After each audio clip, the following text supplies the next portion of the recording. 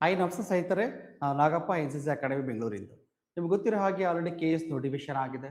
So ಪ್ರಿಲಿಮ್ಸ್‌ಗೆ date ಕೂಡ fix ಆಗಿದೆ. ಅದರದ್ದು ನೋಟಿಫಿಕೇಶನ್ ವಿಡಿಯೋ ಆಲ್ರೆಡಿ ಒಂದು ಅಪ್ಲೋಡ್ ಮಾಡಿದ್ವಿ. ಹೆಚ್ಚಿನ ಮಾಹಿತಿಗಾಗಿ ನೀವು ಸಂಪರ್ಕ ಮಾಡಬಹುದು. ಎನ್‌ಸಿಸಿ ಕಾಂಪಿಟೇಟಿವ್ ಹಬ್ ಅನ್ನೋ ಒಂದು ಟೆಲಿಗ್ರಾಮ್ ಚಾನಲ್‌ನಲ್ಲಿ ಇದ್ರ ನೋಟಿಫಿಕೇಶನ್ ಕೂಡ ಅಪ್ಲೋಡ್ ಮಾಡಿದ್ವಿ. ಸೊ ಇನ್ ಡೀಟೇಲ್ ಆಗಿ ಸಿಗುತ್ತೆ. ನಿಮ್ಮಲ್ಲಿ ನೋಟಿಫಿಕೇಶನ್ ಡೌನ್ಲೋಡ್ ಮಾಡಿ ನೀವು ಓದ್ಬೋದು. ಜೊತೆಗೆ ಕೆಎಎಸ್ ನೋಟಿಫಿಕೇಶನ್ಸ್ ಆಗಿರೋದ್ರಿಂದ ಸೊ ಅಪ್ಲಿಕೇಶನ್ ಕೂಡ ಓಪನ್ ಆಗಿದೆ. ನವೆಂಬರ್ 15ನೇ ತಾರೀಕು ಕೂಡ ಡೇಟ್ ಕೊಟ್ಟಿದ್ದಾರೆ. ಒಂದು ನಮಗೆ ಮ್ಯಾಕ್ಸಿಮಮ್ 106 ದಿನಗಳ ಕಾಲ ಟೈಮ್ ಸಿಗ್ತಾ ಹೋಗುತ್ತೆ. 105ರಿಂದ 106 ದಿನಗಳ ಕಾಲ ಟೈಮ್ ಸಿಗುತ್ತೆ. ಇದರಲ್ಲಿ ನಾವು ಪ್ರಿಪರೇಷನ್ ಯಾವ ತರ ಮಾಡಬೇಕು, ನಾವು ಪ್ರಿಲಿಮ್ಸ್ಗೆನೆ ಓದ್ಬೇಕಾ ಇಲ್ಲ ಮೇನ್ಸ್ಗೆನೆ ಓದ್ಬೇಕಾ, ಇವೆಲ್ಲವನ್ನು ಕೂಡ ನೋಡ್ತಾ ಬರೋಣ. ಅದರಲ್ಲೂ ಕೂಡ ಕೆಲವು ಸಬ್ಜೆಕ್ಟ್ಗಳು ಪ್ರಿಲಿಮ್ಸ್ ಅಲ್ಲೂ ಕೂಡ ಬರುತ್ತೆ, ಮೈನ್ಸ್ ಅಲ್ಲೂ ಕೂಡ ಬರುತ್ತೆ. ಹಾಗೆ ಪ್ರಿಲಿಮ್ಸ್ ಮತ್ತೆ ಮೈನ್ಸ್ ಕಂಬೈಂಡ್ ಆಗಿ ಓದ್ಕೊಂಡು ಹೋದ್ರೆ ಏನು ಅಡ್ವಾಂಟೇಜ್ ಇದೆ ಅಂತೆಲ್ಲ ನೋಡ್ತಾ ಹೋಗೋಣ. ನೀವು ಯಾವುದೇ ಎಕ್ಸಾಮ್ ನ ತಯಾರಿ ಮಾಡ್ತಾ ಇರ್ಲಿ, ಮೊದಲನೇದಾಗಿ ಆ ಎಕ್ಸಾಮ್ ತಯಾರಿಗೆ ಬೇಕಾಗಿರೋದೇನು ಸಿಲೆಬಸ್, ಹೌದಲ್ಲ? ಸೊ ಹಾಗಾಗಿ ಸಿಲೆಬಸ್ ಏನಿದೆ ಕೆಎಎಸ್ ಅಲ್ಲಿ ಬಂದಾಗ ಪ್ರಿಲಿಮ್ಸ್ ಅಲ್ಲಿ ಏನ್ ಬರುತ್ತೆ, ಮೈನ್ಸ್ ಅಲ್ಲಿ ಬರುತ್ತೆ. ಸೊ ಪ್ರಿಲಿಮ್ಸ್ ಅಲ್ಲಿ ಬರೋದ್ ಬಗ್ಗೆ ಆಲ್ರೆಡಿ ನೀವು ನೋಡ್ಕೊಂಡು ಯೂಟ್ಯೂಬ್ ಚಾನಲ್ ತುಂಬಾ ವಿಡಿಯೋಸ್ ಕೂಡ ಅಪ್ಲೋಡ್ ಮಾಡಿದೀನಿ. ಯಾವ ಸಿಲೆಬಸ್ ಬರುತ್ತೆ, ಏನು ಓದ್ಬೇಕು ಅಂತ ಕೂಡ ಮೈನ್ಸ್ ಪಾರ್ಟ್ ಆಫ್ ಕೂಡ ಅಪ್ಲೋಡ್ ಮಾಡಿದೀನಿ. ಒಂದ್ಸಲ ನೀವು ಅದನ್ನ ನೋಡ್ಬೋದು. ಈ ಒಂದು ವಿಡಿಯೋದಲ್ಲೂ ಕೂಡ ಒಂದಷ್ಟು ಫಿಲಿಮ್ಸ್ ನಿಮಗೆ ಯಾವ್ಯಾವ್ದು ಓದ್ಬೇಕು, ಯಾವ ಟೆಕ್ಸ್ಟ್ ಬುಕ್ ನ ಓದ್ಬೇಕು, ಮತ್ತೆ ಸ್ಟಡಿ ಪ್ಲಾನ್ ಮಾಡ್ಕೊಳ್ಳೋದು ಹೇಗೆ, ಯಾವ ರೀತಿಯಲ್ಲಿ ಓದಿದ್ರೆ ನಮಗೆ ಒಂದು 100 ಡೇಸ್ ಅಲ್ಲಿ ಸಿಲೆಬಸ್ ಕವರ್ ಮಾಡ್ಕೋಬಹುದು, ಇವೆಲ್ಲವನ್ನು ಕೂಡ ವಿಸ್ತಾರವಾಗಿ ಡಿಸ್ಕಸ್ ಮಾಡೋಣ. ಇದ್ರ ಜೊತೆಗೆ ಮೈನ್ಸ್ ಪಾರ್ಟ್ ಆಫ್ ಇದನ್ನು ಕೂಡ ನಾವು ಇದನ್ನ ನೋಡ್ತಾ ಬರೋಣ. So very important. ಯಾಕಂದ್ರೆ ಬರೀ ಫಿಲಿಮ್ಸ್ ಕ್ಲಿಯರ್ ಆದ್ರೆ ಸಾಕಾಗಲ್ಲ. ಸೊ ನಿಮ್ಗೆ ಅದ್ರ ಜೊತೆಗೆ ಫಿಲಿಮ್ಸ್ ಕ್ಲಿಯರ್ ಆದ್ಮೇಲೆ ಮೈನ್ಸ್ ಕೂಡ ಕ್ಲಿಯರ್ ಆಗ್ಬೇಕು, ಮೈನ್ಸ್ ಒಳ್ಳೆ ಸ್ಕೋರ್ ಕೂಡ ಹಾಕ್ಬೇಕು. ಸೊ ಕ್ಲಿಯರ್ ಹಾಗೆ ನಿಮ್ಮ ಡಿಸೈಡಿಂಗ್ ಏನು ಇವಾಗ ಮೈನ್ಸ್. ಯಾಕಂದ್ರೆ ಇಂಟರ್ವ್ಯೂ ಬರೀ ಜಸ್ಟ್ 25 ಮಾರ್ಕ್ಸ್ ಅಷ್ಟೇ ಇದೆ. ಬಟ್ ಅದೇ ಮೈನ್ಸ್ ಅಲ್ಲಿ 1250 ಮಾರ್ಕ್ಸ್ ಇರೋದ್ರಿಂದ ಮೈನ್ಸ್ ವೆರಿ ಇಂಪಾರ್ಟೆಂಟ್ ಆಗುತ್ತೆ. ಬಟ್ ಮೈನ್ಸ್ ಹೋಗಕ್ಕೆ ಮುಂದೆ ಪ್ರಿಲಿಮ್ಸ್ ಕ್ಲಿಯರ್ ಆಗೋದು ಕೂಡ ಅಷ್ಟೇ ಇಲ್ಲಿ ಇಂಪಾರ್ಟೆಂಟ್. ಹಾಗಿದ್ರೆ ಯಾವ್ದಾದ್ರು ಎಕ್ಸಾಮ್ ತಯಾರಿ ಮಾಡ್ತೀವಿ ಅಂದ್ರೆ ನಮಗ್ ಬೇಕಾಗಿರೋದು ಏನು, ನಮಗ್ ಬೇಕಾಗಿರೋದು ಮೊದಲು ಸಿಲೆಬಸ್. ಇದುವರೆಗೂ ಓದೇ ಇಲ್ಲ, ಇದೇ ಫಸ್ಟ್ ಟೈಮ್ ಸ್ಟಾರ್ಟ್ ಮಾಡ್ತಿದ್ರ ಪ್ರಾಪರ್ ಆಗಿ ಸಿಲೆಬಸ್ ನಾವು ಓದಿ ಫಸ್ಟ್. ಸೊ ನಮಗೆ ತುಂಬಾ ಜನಕ್ಕೆ ಕೆಎಎಸ್ ಓದ್ತೀವಿ ಅಂತ ಗೊತ್ತು, ಐಎಎಸ್ ಓದ್ತೀವಿ ಅಂತ ಗೊತ್ತು, ಒಂದು ವರ್ಷ ಸ್ಟಡಿ ಕೂಡ ಮಾಡಿರ್ತೀವಿ, ಪೇಪರ್ ಏನ್ ಬರುತ್ತೆ ಅಂತ ಗೊತ್ತಿರಲ್ಲ, ಪೇಪರ್ 2 ನಲ್ಲಿ ಏನ್ ಬರುತ್ತೆ ಅಂತ ಗೊತ್ತಿರಲ್ಲ. ಸಾಕ ನಾನು ಹೇಳೋದಂದ್ರೆ ಆಲ್ರೆಡಿ ಸಿಲೆಬಸ್ ನ ಕೊಟ್ಟಿದ್ದಾನೆ. ಸೊ ನೀವು ಬೇಕಿದ್ರೆ ಇಶ್ಯೂಟ್ ಕೂಡ ಕಾಂಟ್ಯಾಕ್ಟ್ ಮಾಡಿ ಸಿಲೆಬಸ್ ಕಾಪಿ ನಿಮ್ಗೆ ಸೆಂಡ್ ಮಾಡ್ತೀವಿ. ಈ ಸಿಲೆಬಸ್ ಏನಿದೆಯಲ್ಲ ಫಸ್ಟ್ ಸಿಲೆಬಸ್ ಸ್ಟಡಿ ಮಾಡಿ. ಯಾವ್ದಾದ್ರು ಎಕ್ಸಾಮ್ ತಗೊಳ್ಳಿ, ನೀವು ಕೆಎಎಸ್ ಬರೀರಿ, ಐಎಎಸ್ ಬರೀರಿ, FDA ಬರೀರಿ, ಗ್ರೂಪ್ ಸಿ ಬರೀರಿ, ಫಸ್ಟ್ ಬರೀಬೇಕಾಗಿರೋದೇನು, ನೋಡ್ಬೇಕಾಗಿರೋದೇನೋ ಒಂದು ಸಿಲೆಬಸ್ ಕಾಪಿನ ಡೌನ್ಲೋಡ್ ಮಾಡ್ಕೋಬೇಕು. ಸಿಲೆಬಸ್ ಏನಿದೆ ಇಲ್ಲಿ ಪೇಪರ್ 1 ಮತ್ತೆ ಪೇಪರ್ 2 ಅಂತ ಎರಡು ಬರ್ತಾ ಹೋಗುತ್ತೆ. ಸೊ ಪೇಪರ್ 1 ನಲ್ಲಿ ಯಾವ ಸಬ್ಜೆಕ್ಟ್ ಬರ್ತವೆ, ಪೇಪರ್ 2 ನಲ್ಲಿ ಯಾವ ಸಬ್ಜೆಕ್ಟ್ ಬರ್ತವೆ, ವೆರಿ ಇಂಪಾರ್ಟೆಂಟ್. ಫಸ್ಟ್ ಸಿಲೆಬಸ್ ಕಾಪಿನ ಕಲೆಕ್ಟ್ ಮಾಡಬೇಕು. ಪೇಪರ್ 1 ಅಂತಂದ್ರೆ ಪ್ರಿಲಿಮ್ಸ್ ಅಲ್ಲಿ ನಾವು ನೋಡೋದಾದ್ರೆ ನಿಮಗೆ ಹ್ಯುಮ್ಯಾನಿಟಿ ಸಬ್ಜೆಕ್ಟ್ ಅಂತ ಬರುತ್ತೆ, ಒಂದು ಹಿಸ್ಟ್ರಿ ಬರುತ್ತೆ, ಎಕನಾಮಿ ಬರುತ್ತೆ, ಕಾನ್ಸ್ಟಿಟ್ಯೂಷನ್ ಬರುತ್ತೆ, ಜಿಯೋಗ್ರಫಿ ಬರುತ್ತೆ, plus national international current affairs ಕೂಡ ಬರುತ್ತೆ ಪೇಪರ್ 1 ನಲ್ಲಿ. ಅದೇ ತರ ಪೇಪರ್ 2 ನಲ್ಲಿ ಬಂದಾಗ ನಿಮಗೆ ಯಾವುದು ಕರ್ನಾಟಕ ರಿಲೇಟೆಡ್ ಇಶ್ಯೂಸ್ ಮೇಲೆ ಫೋಕಸ್ ಮಾಡ್ತಾ ಹೋಗ್ತದೆ. ಕರ್ನಾಟಕ ಕರೆಂಟ್ ಅಫೇರ್ಸ್ ಮೇಲೆ ಕ್ವಶನ್ಸ್ ಆಗುತ್ತೆ, ಕರ್ನಾಟಕ ಎಕನಾಮಿ ಮೇಲೆ ಕ್ವಶನ್ಸ್ ಆಗುತ್ತೆ, 40 ಕ್ವಶನ್ಸ್ ಬರುತ್ತೆ. ಸೈನ್ಸ್ ಅಲ್ಲಿ ಬಯಾಲಜಿ, ಫಿಸಿಕ್ಸ್, ಕೆಮಿಸ್ಟ್ರಿ ಮೇಲೆ 30 ಕ್ವಶನ್ಸ್ ಬರುತ್ತೆ. ಮೆಂಟಲ್ ಅಬಿಲಿಟಿಯಲ್ಲಿ ಆಪ್ಟಿಟ್ಯೂಡ್ ಮತ್ತು ರೀಸನಿಂಗ್ 30 ಕ್ವಶನ್ಸ್ ಬರುತ್ತೆ. ನಿಯರ್ಲಿ ಪೇಪರ್ 1 ಇಂದ 100, ಪೇಪರ್ 2 ನಲ್ಲಿ 100 ಓವರ್ 200 ಕ್ವಶನ್ಸ್ ನಿಮಗೆ ಬರುತ್ತೆ. 400 ಮಾರ್ಕ್ಸ್ ಎಕ್ಸಾಮ್ ನಡೆಯುತ್ತೆ. ಇದು ಒಂದು ಸಣ್ಣದಾಗಿ ಹೇಳುವಂಥದ್ದು ಪ್ರಿಲಿಮ್ಸ್ ಅಲ್ಲಿ. ಅದೇ ತರ ಮೈನ್ಸ್ ಅಲ್ಲೂ ಕೂಡ ಬಂದಾಗ 1250 ಮಾರ್ಕ್ಸ್ಗೆ ಮೈನ್ಸ್ ನಡೀತಾ ಬರುತ್ತೆ. ಅದರಲ್ಲಿ ನಿಮಗೆ 250 ಪರ್ ಪೇಪರ್ ಇರುತ್ತೆ. 250 ಇಂಟು 5 ಅಂತಂದ್ರೆ 1250 ಮಾರ್ಕ್ಸ್ಗೆ ಮೈನ್ಸ್ ನಡೆಯುತ್ತೆ. ಅಲ್ಲಿ ಜನರಲ್ ಕನ್ನಡ, ಜನರಲ್ ಇಂಗ್ಲಿಷ್ ಕೂಡ ಇರುತ್ತೆ. ಅದು ಕಂಪಲ್ಸರಿ ಬರೀಬೇಕು. ಬಟ್ ಅದು ಪಾಸ್ ಆದ್ರೆ ಸಾಕು. 150 ಪಾಸ್, 150 ಮಾರ್ಕ್ಸ್ ಅಷ್ಟೇ ಇರುತ್ತೆ. ಇದು ಕ್ಲಿಯರ್ ಆದ್ರೆ ನಿಮ್ಗೆ ಏನಿರುತ್ತೆ, ಇಂಟರ್ವ್ಯೂ ಇರುತ್ತೆ. ಇಂಟರ್ವ್ಯೂ 25 ಮಾರ್ಕ್ಸ್ ಅಷ್ಟೇ ಇರುತ್ತೆ. ಸೊ ಕ್ಲಿಯರ್, ಅದೆಲ್ಲ ಮುಂದಿನ ದಿನಗಳಲ್ಲಿ ನೋಡೋಣ. ಇವಾಗ ಈ ಒಂದು ವಿಷಯದಲ್ಲಿ ಪ್ರಿಲಿಮ್ಸ್ಗೆ ಏನು ಓದಬೇಕು, ಇದ್ರ ಜೊತೆಗೆ ಮೈನ್ಸ್ಗೆ ಒಂದಷ್ಟು ವಿಚಾರಗಳನ್ನ ತಿಳ್ಕೊಳ್ತಾನೆ ಕೂಡ. ಮೈನ್ಸ್ ಪಾರ್ಟ್ ಆಫ್ ಇದನ್ನು ಕೂಡ ಯಾವ ಸಬ್ಜೆಕ್ಟ್ಗಳ ಫೋಕಸ್ ಮಾಡಬಹುದು ಇವಾಗಿಂದಾನೆ ಅದೆಲ್ಲ ನೋಡೋಣ. ಯಾವ ಎಕ್ಸಾಮ್ ನೋಡ್ತೀವಿ ಅಂದ್ರೆ ಸಿಲೆಬಸ್ ಗೊತ್ತಿರಬೇಕು. ಹಾಗೆ ಸಿಲೆಬಸ್ ಕರೆಕ್ಟ್ ಆಗಿ ನಾವಿಲ್ಲಿ ಕಲೆಕ್ಟ್ ಮಾಡ್ಕೋಬೇಕು. ಇದಾದ್ಮೇಲೆ ಒಂದು ಟೈಮ್ ಲೈನ್ ನ ಸೆಟ್ ಮಾಡ್ಕೋಬೇಕು. ಯಾಕಂದ್ರೆ ಫಾರ್ ಎಕ್ಸಾಂಪಲ್ ಇವಾಗಲೇ ನೋಡ್ಕೊಳ್ಳೋಣ, ಒಂದು 100 ಡೇಸ್ ಟೈಮ್ ಸಿಗ್ತದೆ, 105ರಿಂದ 106 ದಿನ ಟೈಮ್ ಸಿಗ್ತದೆ. ಈ 106 ದಿನಗಳನ್ನ ಹೇಗೆ ನಾವು ಬಳಕೆಯನ್ನ ಮಾಡ್ಕೋಬೇಕು ಅಂತ ಹೇಳಿ ಒಂದು ಸ್ಟಡಿ ಪ್ಲಾನ್ ಅನ್ನ ಮಾಡ್ಕೋಬೇಕು. ಅದನ್ನ ಇವತ್ತು ಮಾಡ್ಕೊಳ್ಳೋಣ ಈ ಒಂದು ವಿಡಿಯೋದಲ್ಲಿ. So clear. ಅದಕ್ಕೆ ಒಂದು ಸ್ಟಡಿ ಪ್ಲಾನ್ ಮಾಡ್ಕೊಂಡ್ಮೇಲೆ ಮೊದಲು ಮಾಡ್ಬೇಕಾಗಿರೋದ್ರೆ ಮೆಟೀರಿಯಲ್ಸ್ ಕಲೆಕ್ಟ್ ಮಾಡ್ಬೇಕಾ, previous year question paper collect ಮಾಡ್ಬೇಕಾ. ನಾನಾಗಿದ್ರೆ first previous year question paper collect ಮಾಡಿ. ಯಾಕಂದ್ರೆ ಎಲ್ಲಾ ಮೆಟೀರಿಯಲ್ಸ್ ಗಳಲ್ಲಿ previous year question paper very important ಆಗ್ತಾ ಬರುತ್ತೆ. ಯಾಕಂದ್ರೆ ಇದುವರೆಗೆ ಏನ್ ಕ್ವಶನ್ಸ್ ಕೇಳಿದಾನಲ್ಲ ಅದು ಹೇಗೆ ಯಾವ ರೀತಿಯಲ್ಲಿ ಕೇಳಿದಾನೆ ಅಂತ ಗೊತ್ತಾಗುತ್ತೆ. ಅಂದ್ರೆ ಯಾವ್ದೋ ಒಂದು ಎಕ್ಸಾಮ್ KPSC ಮಾಡ್ತಿರ್ಲಿ, UPSC ಮಾಡ್ತಿರ್ಲಿ, KEA ಮಾಡ್ತಿರ್ಲಿ, ಆ previous year question paper study ಮಾಡೋದ್ರಿಂದ ಆ ಎಕ್ಸಾಮ್ ನಡೆಯುವಂತ ಸೆಂಟರ್ಸ್ ಅಥವಾ ಯಾವ ಬೋರ್ಡ್ ಮಾಡ್ತಾ ಇದೆ ಆ ಬೋರ್ಡ್ ನಮ್ಮ ಹತ್ರ ಏನ್ ಎಕ್ಸ್ಪೆಕ್ಟ್ ಮಾಡ್ತೀನಿ ಅನ್ನೋದು ನಮ್ಗೆ ಗೊತ್ತಾಗ್ತಾ ಬರುತ್ತೆ. ಹಾಗಾಗಿ KS ಪೇಪರ್ 1, ಪೇಪರ್ 2 ಎರಡೂ ಸಿಲೆಬಸ್ ಕೂಡ ಅದು ಕೂಡ ಪ್ರೀವಿಯಸ್ ಇಯರ್ ಕ್ವಶನ್ ಪೇಪರ್ ಕೂಡ ಫಸ್ಟ್ ಕಲೆಕ್ಟ್ ಮಾಡಿ. ಇದಾದ್ಮೇಲೆ ಪ್ರಾಪರ್ ಮೆಟೀರಿಯಲ್ಸ್ ಈ ಟೈಮ್ ಅಲ್ಲಿ 100 ಡೇಸ್ ಅಲ್ಲಿ ನಿಮಗೆ 1000 ಪುಟಗಟ್ಟಲೆ ಇರುವಂತಹ ಸಬ್ಜೆಕ್ಟ್ಗಳನ್ನ ತಗೊಂಡು ನಾವು ಓದ್ಲಿಕ್ಕೆ ಆಗೋದಿಲ್ಲ. ಈಗ ನಾವು ಕರೆಕ್ಟ್ ಕಾನ್ಸ್ಟಿಟ್ಯೂಷನ್ ಓದಬೇಕು, ಲಕ್ಷ್ಮೀಕಾಂತ್ ಬುಕ್ಸ್ ಇಷ್ಟು ದಪ್ಪ ಬರುತ್ತೀರಿ, ಇದನ್ನ ಕಂಪ್ಲೀಟ್ ಮಾಡಕ್ಕೆ 2 ಮಂತ್ಸ್ ಬೇಕಾಗುತ್ತೆ. ಹಾಗಾಗಿ ಈ ಟೈಮ್ನಲ್ಲಿ ಯಾವ್ದನ್ನ ಓದಿದ್ರೆ ಬೆಟರ್ ಆಗುತ್ತೆ, ಅಂದ್ರೆ ಯಾವ್ದನ್ನ ಓದ್ಬೇಕು, ಯಾವ್ದನ್ನ ಓದಬಾರ್ದು. ಹಾಗಾಗಿ ಮೆಟೀರಿಯಲ್ಸ್ ಕಲೆಕ್ಟ್ ಮಾಡಿ, ಸಿಂಗಲ್ ಮೆಟೀರಿಯಲ್ಸ್ ನ ಕಲೆಕ್ಟ್ ಮಾಡ್ಕೋದು ವೆರಿ ಇಂಪಾರ್ಟೆಂಟ್.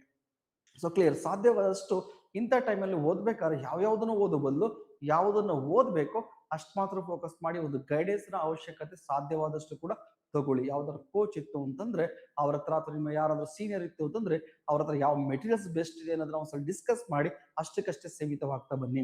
ಹಾಗೆ ಮೆಟೀರಿಯಲ್ಸ್ ಕೂಡ ಕಲೆಕ್ಟ್ ಮಾಡ್ಕೋಬೇಕು. ಬರೀ previous year question paper collect ಮಾಡ್ಕೊಬಿಟ್ರೆ, ಮೆಟೀರಿಯಲ್ಸ್ ಕಲೆಕ್ಟ್ ಬಿಟ್ರೆ ಸಾಕಾಗೋದಿಲ್ಲ. ಅದಾದ್ಮೇಲೆ ಸ್ಟಡಿ ಕೂಡ ಮಾಡ್ಬೇಕಲ್ಲ, ಓದ್ಬೇಕು. ಅಂದ್ರೆ ಸುಮಾರು ಜನ ಓದ್ಬಿಡ್ತೀನಿ ಅಂತ ಜಸ್ಟ್ ಓದ್ತಾ ಹೋಗ್ತಾರೆ ಅಷ್ಟೇ, ಬರೀ ಓದೋದಲ್ಲ, ಓದಿನ ಜೊತೆಗೆ ಹಾಗಾದ್ರೆ ಒಂದು ದಿನಕ್ಕೆ 100 ಮಿನಿಟ್, ಒಂದು 100 ಮಿನಿಟ್ಸ್ ನಾನು ಓದ್ತಾ ಇದ್ದೀನಿ ಅಂತಂದ್ರೆ 100 ನಿಮಿಷಗಳ ಕಾಲ ಓದ್ತೀವಿ ಅಂತಂದ್ರೆ ಅದ್ರಲ್ಲಿ 70 ನಿಮಿಷಗಳ ಕಾಲ ಓದ್ಬೇಕು. ಎಕ್ಸಾಂಪಲ್ ಹೇಳ್ತಾರೆ, 70% ನಾವಿಲ್ಲಿ ಓದ್ಬೇಕಾಗುತ್ತೆ. ಈ 20% ಏನು ಓದಿದೀನಿ ಅದನ್ನ ನಾವಿಲ್ಲಿ ರಿವಿಷನ್ ಮಾಡ್ಬೇಕಾಗತ್ತೆ. So clear. ಆ ರಿವಿಷನ್ ಆದ್ಮೇಲೆ ಅದನ್ನ ರೀಕಾಲ್ ಮಾಡ್ಬೇಕಾಗತ್ತೆ. ಅಂದ್ರೆ ನಾನು 100 ಮಿನಿಟ್ಸ್ ಓದ್ತಾ ಇದೀನಿ ಅಂತಂದ್ರೆ, 100 ನಿಮಿಷ ಓದ್ತೀನಿ ಅಂತಂದ್ರೆ 70 ನಿಮಿಷ ಅದನ್ನ ಓದ್ಬೇಕಾಗತ್ತೆ. 20 ನಿಮಿಷ ಏನು ಓದಿದೀನಿ ಅಂತ ಮತ್ತೊಂದ್ಸರಿ ರಿವಿಷನ್ ಮಾಡ್ಬೇಕಾಗತ್ತೆ. ಇನ್ನು 10 ಮಿನಿಟ್ಸ್ ಅಲ್ಲಿ ರೀಕಾಲ್ ಮಾಡ್ಬೇಕು. ರೀಕಾಲ್ ಮಾಡ್ತಾ ಒಂದು ಸಣ್ಣ ನೋಟ್ಸ್ ಅನ್ನ ಮಾಡ್ಬೇಕಾಗತ್ತೆ. ಯಾಕೆ ಇದು ಅಂತಂದ್ರೆ, ಸೊ ನೀವು ಒಂದ್ಸರಿ ಓದಿದ್ಮೇಲೆ ಶಾರ್ಟ್ ಟರ್ಮ್ ಮೆಮೊರಿ ಇರುತ್ತೆ. ನೀವು ರಿವಿಷನ್ ಮಾಡ್ಬೇಕಾದ್ರೆ ಆ ಶಾರ್ಟ್ ಟರ್ಮ್ ಮೆಮೊರಿಯಿಂದ ಲಾಂಗ್ ಟರ್ಮ್ ಮೆಮೊರಿಗೆ ಕನ್ವರ್ಟ್ ಆಗೋದಿರುತ್ತೆ. ಯಾವಾಗ ಪದೇ ಪದೇ ರೀಕಾಲ್ ಮಾಡ್ತಾ ಹೋಗ್ತೀರಾ, ಸಂಪೂರ್ಣವಾಗಿ ಅದು ಲಾಂಗ್ ಟರ್ಮ್ ಮೆಮೊರಿ ಆಗಿದ್ದು ಕನ್ವರ್ಟ್ ಆಗುತ್ತೆ. ಹಾಗಾಗಿ ಬರೀ ಸ್ಟಡಿ ಮಾಡೋದಷ್ಟೇ ಇಲ್ಲ, ಓದೋದಷ್ಟೇ ಇಲ್ಲ, ಯಾವಾಗ್ಲೂ ಕೂಡ 70-20-10 ಅಂತ ನಾನು ಹೇಳ್ತಾ ಬರ್ತೀನಿ. ಹಾಗಾಗಿ ಒಂದು 70 ಭಾಗ ಓದಿಕ್ ಇಡಬೇಕು, 20 ಭಾಗ ರಿವಿಷನ್ಸ್ ಇಡಬೇಕು. ಅದೇ ತರ 10 ಭಾಗ ಇರೋದ್ರಲ್ಲಿ 10% ಅಷ್ಟು ರೀಕಾಲ್ಗೆ ನಾವು ಇರಬೇಕಾಗತ್ತೆ. So clear. ಬರೀ ಸ್ಟಡಿ ಮಾಡಿದ್ಮೇಲೆ ನಾವು ಬರೀ ಓದೋದಷ್ಟೇ ಇಲ್ಲ, ಓದಿದ್ಮೇಲೆ ನೋಟ್ ಮಾಡ್ಕೋಬೇಕು, ಬರ್ಕೋಬೇಕು. ಹಾಗೆ ಈ ಟೈಮಲ್ಲಿ ಸ್ಟೇಟ್ಮೆಂಟ್ಗಳನ್ನ ಬರ್ಕೊಳ್ಳೋದು ಬೇಡ, ಓನ್ಲಿ ಕೀವರ್ಡ್ಸ್ ಗಳನ್ನ ಫೋಕಸ್ ಮಾಡಿ, ಫೋಕಸ್ ಮಾಡಿ ಇಂಟರ್ ಕರೆಕ್ಟ್ ತಗೊಳ್ತಾ ಬನ್ನಿ. ಆ ಸಬ್ಜೆಕ್ಟ್ ನ ಸಿಂಪ್ಲಿಫೈ ಮಾಡ್ಕೊಳ್ಳಿ, ಅರ್ಥ ಮಾಡ್ಕೊಳ್ಳಿ. ಸಬ್ಜೆಕ್ಟ್ ಅರ್ಥ ಮಾಡ್ಕೋಬೇಕು ಅಂದಾಗ ನಿಮ್ಮ ಲ್ಯಾಂಗ್ವೇಜ್ ಅಲ್ಲಿ ಕನ್ವರ್ಟ್, ಟೆಕ್ಸ್ಟ್ ಬುಕ್ ಲ್ಯಾಂಗ್ವೇಜ್ ಅಲ್ಲಿ ದಯವಿಟ್ಟು ತಗೊಳಕ್ ಹೋಗ್ಬೇಡಿ. ಟೆಕ್ಸ್ಟ್ ಬುಕ್ ಲ್ಯಾಂಗ್ವೇಜ್ ಅಲ್ಲಿ ತಗೊಳಕ್ ಹೋಯ್ತು ಅಂತಂದ್ರೆ ಯಾವ್ದನ್ನು ಕೂಡ ಮೆಮೊರಿ ಮಾಡ್ಲಿಕ್ಕೆ ಆಗಲ್ಲ. ನಾವೇನ್ ಮಾತಾಡ್ತಿದೀವಿ, ಈ ವಿಡಿಯೋ ನೀವೇನ್ ನೋಡ್ತಿದ್ದೀರಾ ನಿಮ್ಗೆ ಅರ್ಥ ಆಗ್ತಿದೆ ಅಂದ್ರೆ ಆ ಟೆಕ್ಸ್ಟ್ ಬುಕ್ ಅಲ್ಲಿ ಇರುವಂತಹ ಲ್ಯಾಂಗ್ವೇಜ್ ಅನ್ನ ನಿಮ್ಮ ಲ್ಯಾಂಗ್ವೇಜ್ ಆಗಿ ಕನ್ವರ್ಟ್ ಮಾಡ್ಕೊಳ್ಳಿ. ಮೆಮೊರಿ ಮಾಡೋದು ಈಸಿ ಆಗುತ್ತೆ. ಹಾಗಾಗಿ ಕೀವರ್ಡ್ಸ್ ಗಳು ವೆರಿ ಇಂಪಾರ್ಟೆಂಟ್ ಆಗುತ್ತೆ. ಹಾಗೆ ಪ್ರತಿಯೊಂದು ಕೂಡ ನೋಟ್ ಅನ್ನ ಮಾಡ್ಬೇಕಾದ್ರೆ ಕೀವರ್ಡ್ಸ್ ಬೇಸ್ ಮೇಲೆ ಇಲ್ಲಿ ನೋಟ್ ಅನ್ನ ಮಾಡ್ಕೊಳ್ಳಿ. ನೋಟ್ ಮಾಡ್ಕೊಂಡ್ಮೇಲೆ ಆಲ್ರೆಡಿ ಹೇಳಿದಾಗೆ ಓದ್ತೀರಾ, ನೋಟ್ ಮಾಡ್ಕೊಳ್ತೀರಾ, ರಿವಿಷನ್ ಮಾಡ್ತೀರಾ, ರೀಕಾಲ್ ಮಾಡ್ತೀರಾ. ಇದು ರೆಗ್ಯುಲರ್ ಪ್ರಾಕ್ಟೀಸ್ ಆಗ್ಬೇಕು. ಫಾರ್ ಎಕ್ಸಾಂಪಲ್ ಜಿಯೋಗ್ರಫಿ ತಗೊಂಡಿದ್ದೀರಾ, ಸೊ ಜಿಯೋಗ್ರಫಿಯಲ್ಲಿ ಫಿಸಿಕಲ್ ಜಿಯೋಗ್ರಫಿ ಕಂಪ್ಲೀಟ್ ಆಯ್ತಾ, ಫಿಸಿಕಲ್ ಜಿಯೋಗ್ರಫಿ ಕಂಪ್ಲೀಟ್ ಆದಕ್ಕೆ ಅದಕ್ಕೊಂದು ಟೆಸ್ಟ್ ಕೊಡಬೇಕು, ಪ್ರಾಕ್ಟೀಸ್ ಮಾಡಬೇಕು. ಯಾಕಂದ್ರೆ ಇದು MCQs ಎಕ್ಸಾಮ್, ಫಿಲಿಮ್ಸ್ ಬಂದು ಪ್ಯೂರ್ಲಿ ನಿಮಗೆ MCQs ಎಕ್ಸಾಮ್ಸ್ ಆಗಿರೋದ್ರಿಂದ, ಮಲ್ಟಿಪಲ್ ಚಾಯ್ಸ್ ಕ್ವಶನ್ಸ್ ಆಗಿರೋದ್ರಿಂದ ಮಿನಿಮಮ್ 50 to 60% ಸ್ಕೋರ್ ಮಾಡ್ಲೇಬೇಕಾಗುತ್ತೆ. ಯಾವುದೇ ಕ್ಯಾಟಗರಿ ಆಗ್ಲಿ 50% ಸ್ಕೋರ್ ಮಾಡ್ಲೇಬೇಕಾಗುತ್ತೆ. 400ಗೆ 200 ಸ್ಕೋರ್ ಮಾಡೋಷ್ಟು ಈಸಿ ಅಲ್ಲ ಪ್ರಿಲಿಮ್ಸ್ ಅಲ್ಲಿ. ಹಾಗಾಗಿ multiple choice question day 1 ಇಂದನೇ start ಮಾಡಿ ರೆಗ್ಯುಲರ್ ಆಗಿ ಸ್ಟಾರ್ಟ್ ಮಾಡ್ತಾ ಬನ್ನಿ. ವೆರಿ ಇಂಪಾರ್ಟೆಂಟ್ಲಿ ಏರಿಯಾಗಳನ್ನ ಪ್ರಿಡಿಕ್ಟ್ ಮಾಡಿ ಅದ್ರ ಮೇಲೆ ಜಾಸ್ತಿ MCQs ಗಳನ್ನ ಸ್ಟಾರ್ಟ್ ಮಾಡಿ. ಅದು ಕೂಡ ಸಬ್ಜೆಕ್ಟ್ ವೈಸ್ ಬಂದಾಗ MCQs ತಗೊಂಡು ವರ್ಕೌಟ್ ಮಾಡೋದು ಈ ಟೈಮಲ್ಲಿ ತುಂಬಾ ಇಂಪಾರ್ಟೆಂಟ್ ಆಗುತ್ತೆ. ಹಾಗಾಗಿ ಟೆಸ್ಟ್ ಸೀರೀಸ್ ತಗೊಂಡು ರೆಗ್ಯುಲರ್ ಆಗಿ ಪ್ರಾಕ್ಟೀಸ್ ಮಾಡ್ತಾ ಬನ್ನಿ, ಒಂದೊಂದೇ ಸಬ್ಜೆಕ್ಟ್ ಟಾರ್ಗೆಟ್ ಮಾಡ್ತಾ ಬನ್ನಿ. So clear. ಇದು ಡಿಸ್ಕಸ್ ಮಾಡೋಣ, ಯಾವ ಸಬ್ಜೆಕ್ಟ್ಗೆ ಏನ್ ಮೆಟೀರಿಯಲ್ಸ್ ಓದಬೇಕು ಅಂತ ಹೇಳ್ತೀನಿ.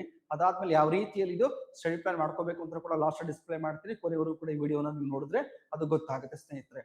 ಇದೇ ತರ NCC ಇನ್ಸ್ಟಿಟ್ಯೂಟ್ ಕಡೆಯಿಂದನೂ ಕೂಡ ಪ್ರಿಲಿಮ್ಸ್ ಮೇನ್ಸ್ ಬ್ಯಾಚ್ ಅನ್ನ ಸ್ಟಾರ್ಟ್ ಮಾಡ್ತಿದ್ವಿ. ನಿಮಗೆ ಇಲ್ಲಿ ಪ್ರಿಲಿಮ್ಸ್ ಮತ್ತೆ ಮೇನ್ಸ್ ಗೆ ಬರುವಂತ ಫಸ್ಟ್ ಪ್ರಿಯಾರಿಟಿ ಕೊಟ್ಕೊಳ್ತೀವಿ. ಇದಾದ್ಮೇಲೆ ಮೇನ್ಸ್ ಪ್ರಿಲಿಮ್ಸ್ ಕ್ಲಿಯರ್ ಆಗ್ತಾ ಮೇನ್ಸ್ ಏನ್ ಇಮಿಡಿಯೇಟ್ಲಿ ಬರುತ್ತಲ್ಲ, ಸೊ ಹಾಗಾಗಿ ಅದಕ್ಕೆ mains point of view discuss ಮಾಡ್ತಾ ಹೋಗ್ತೀವಿ.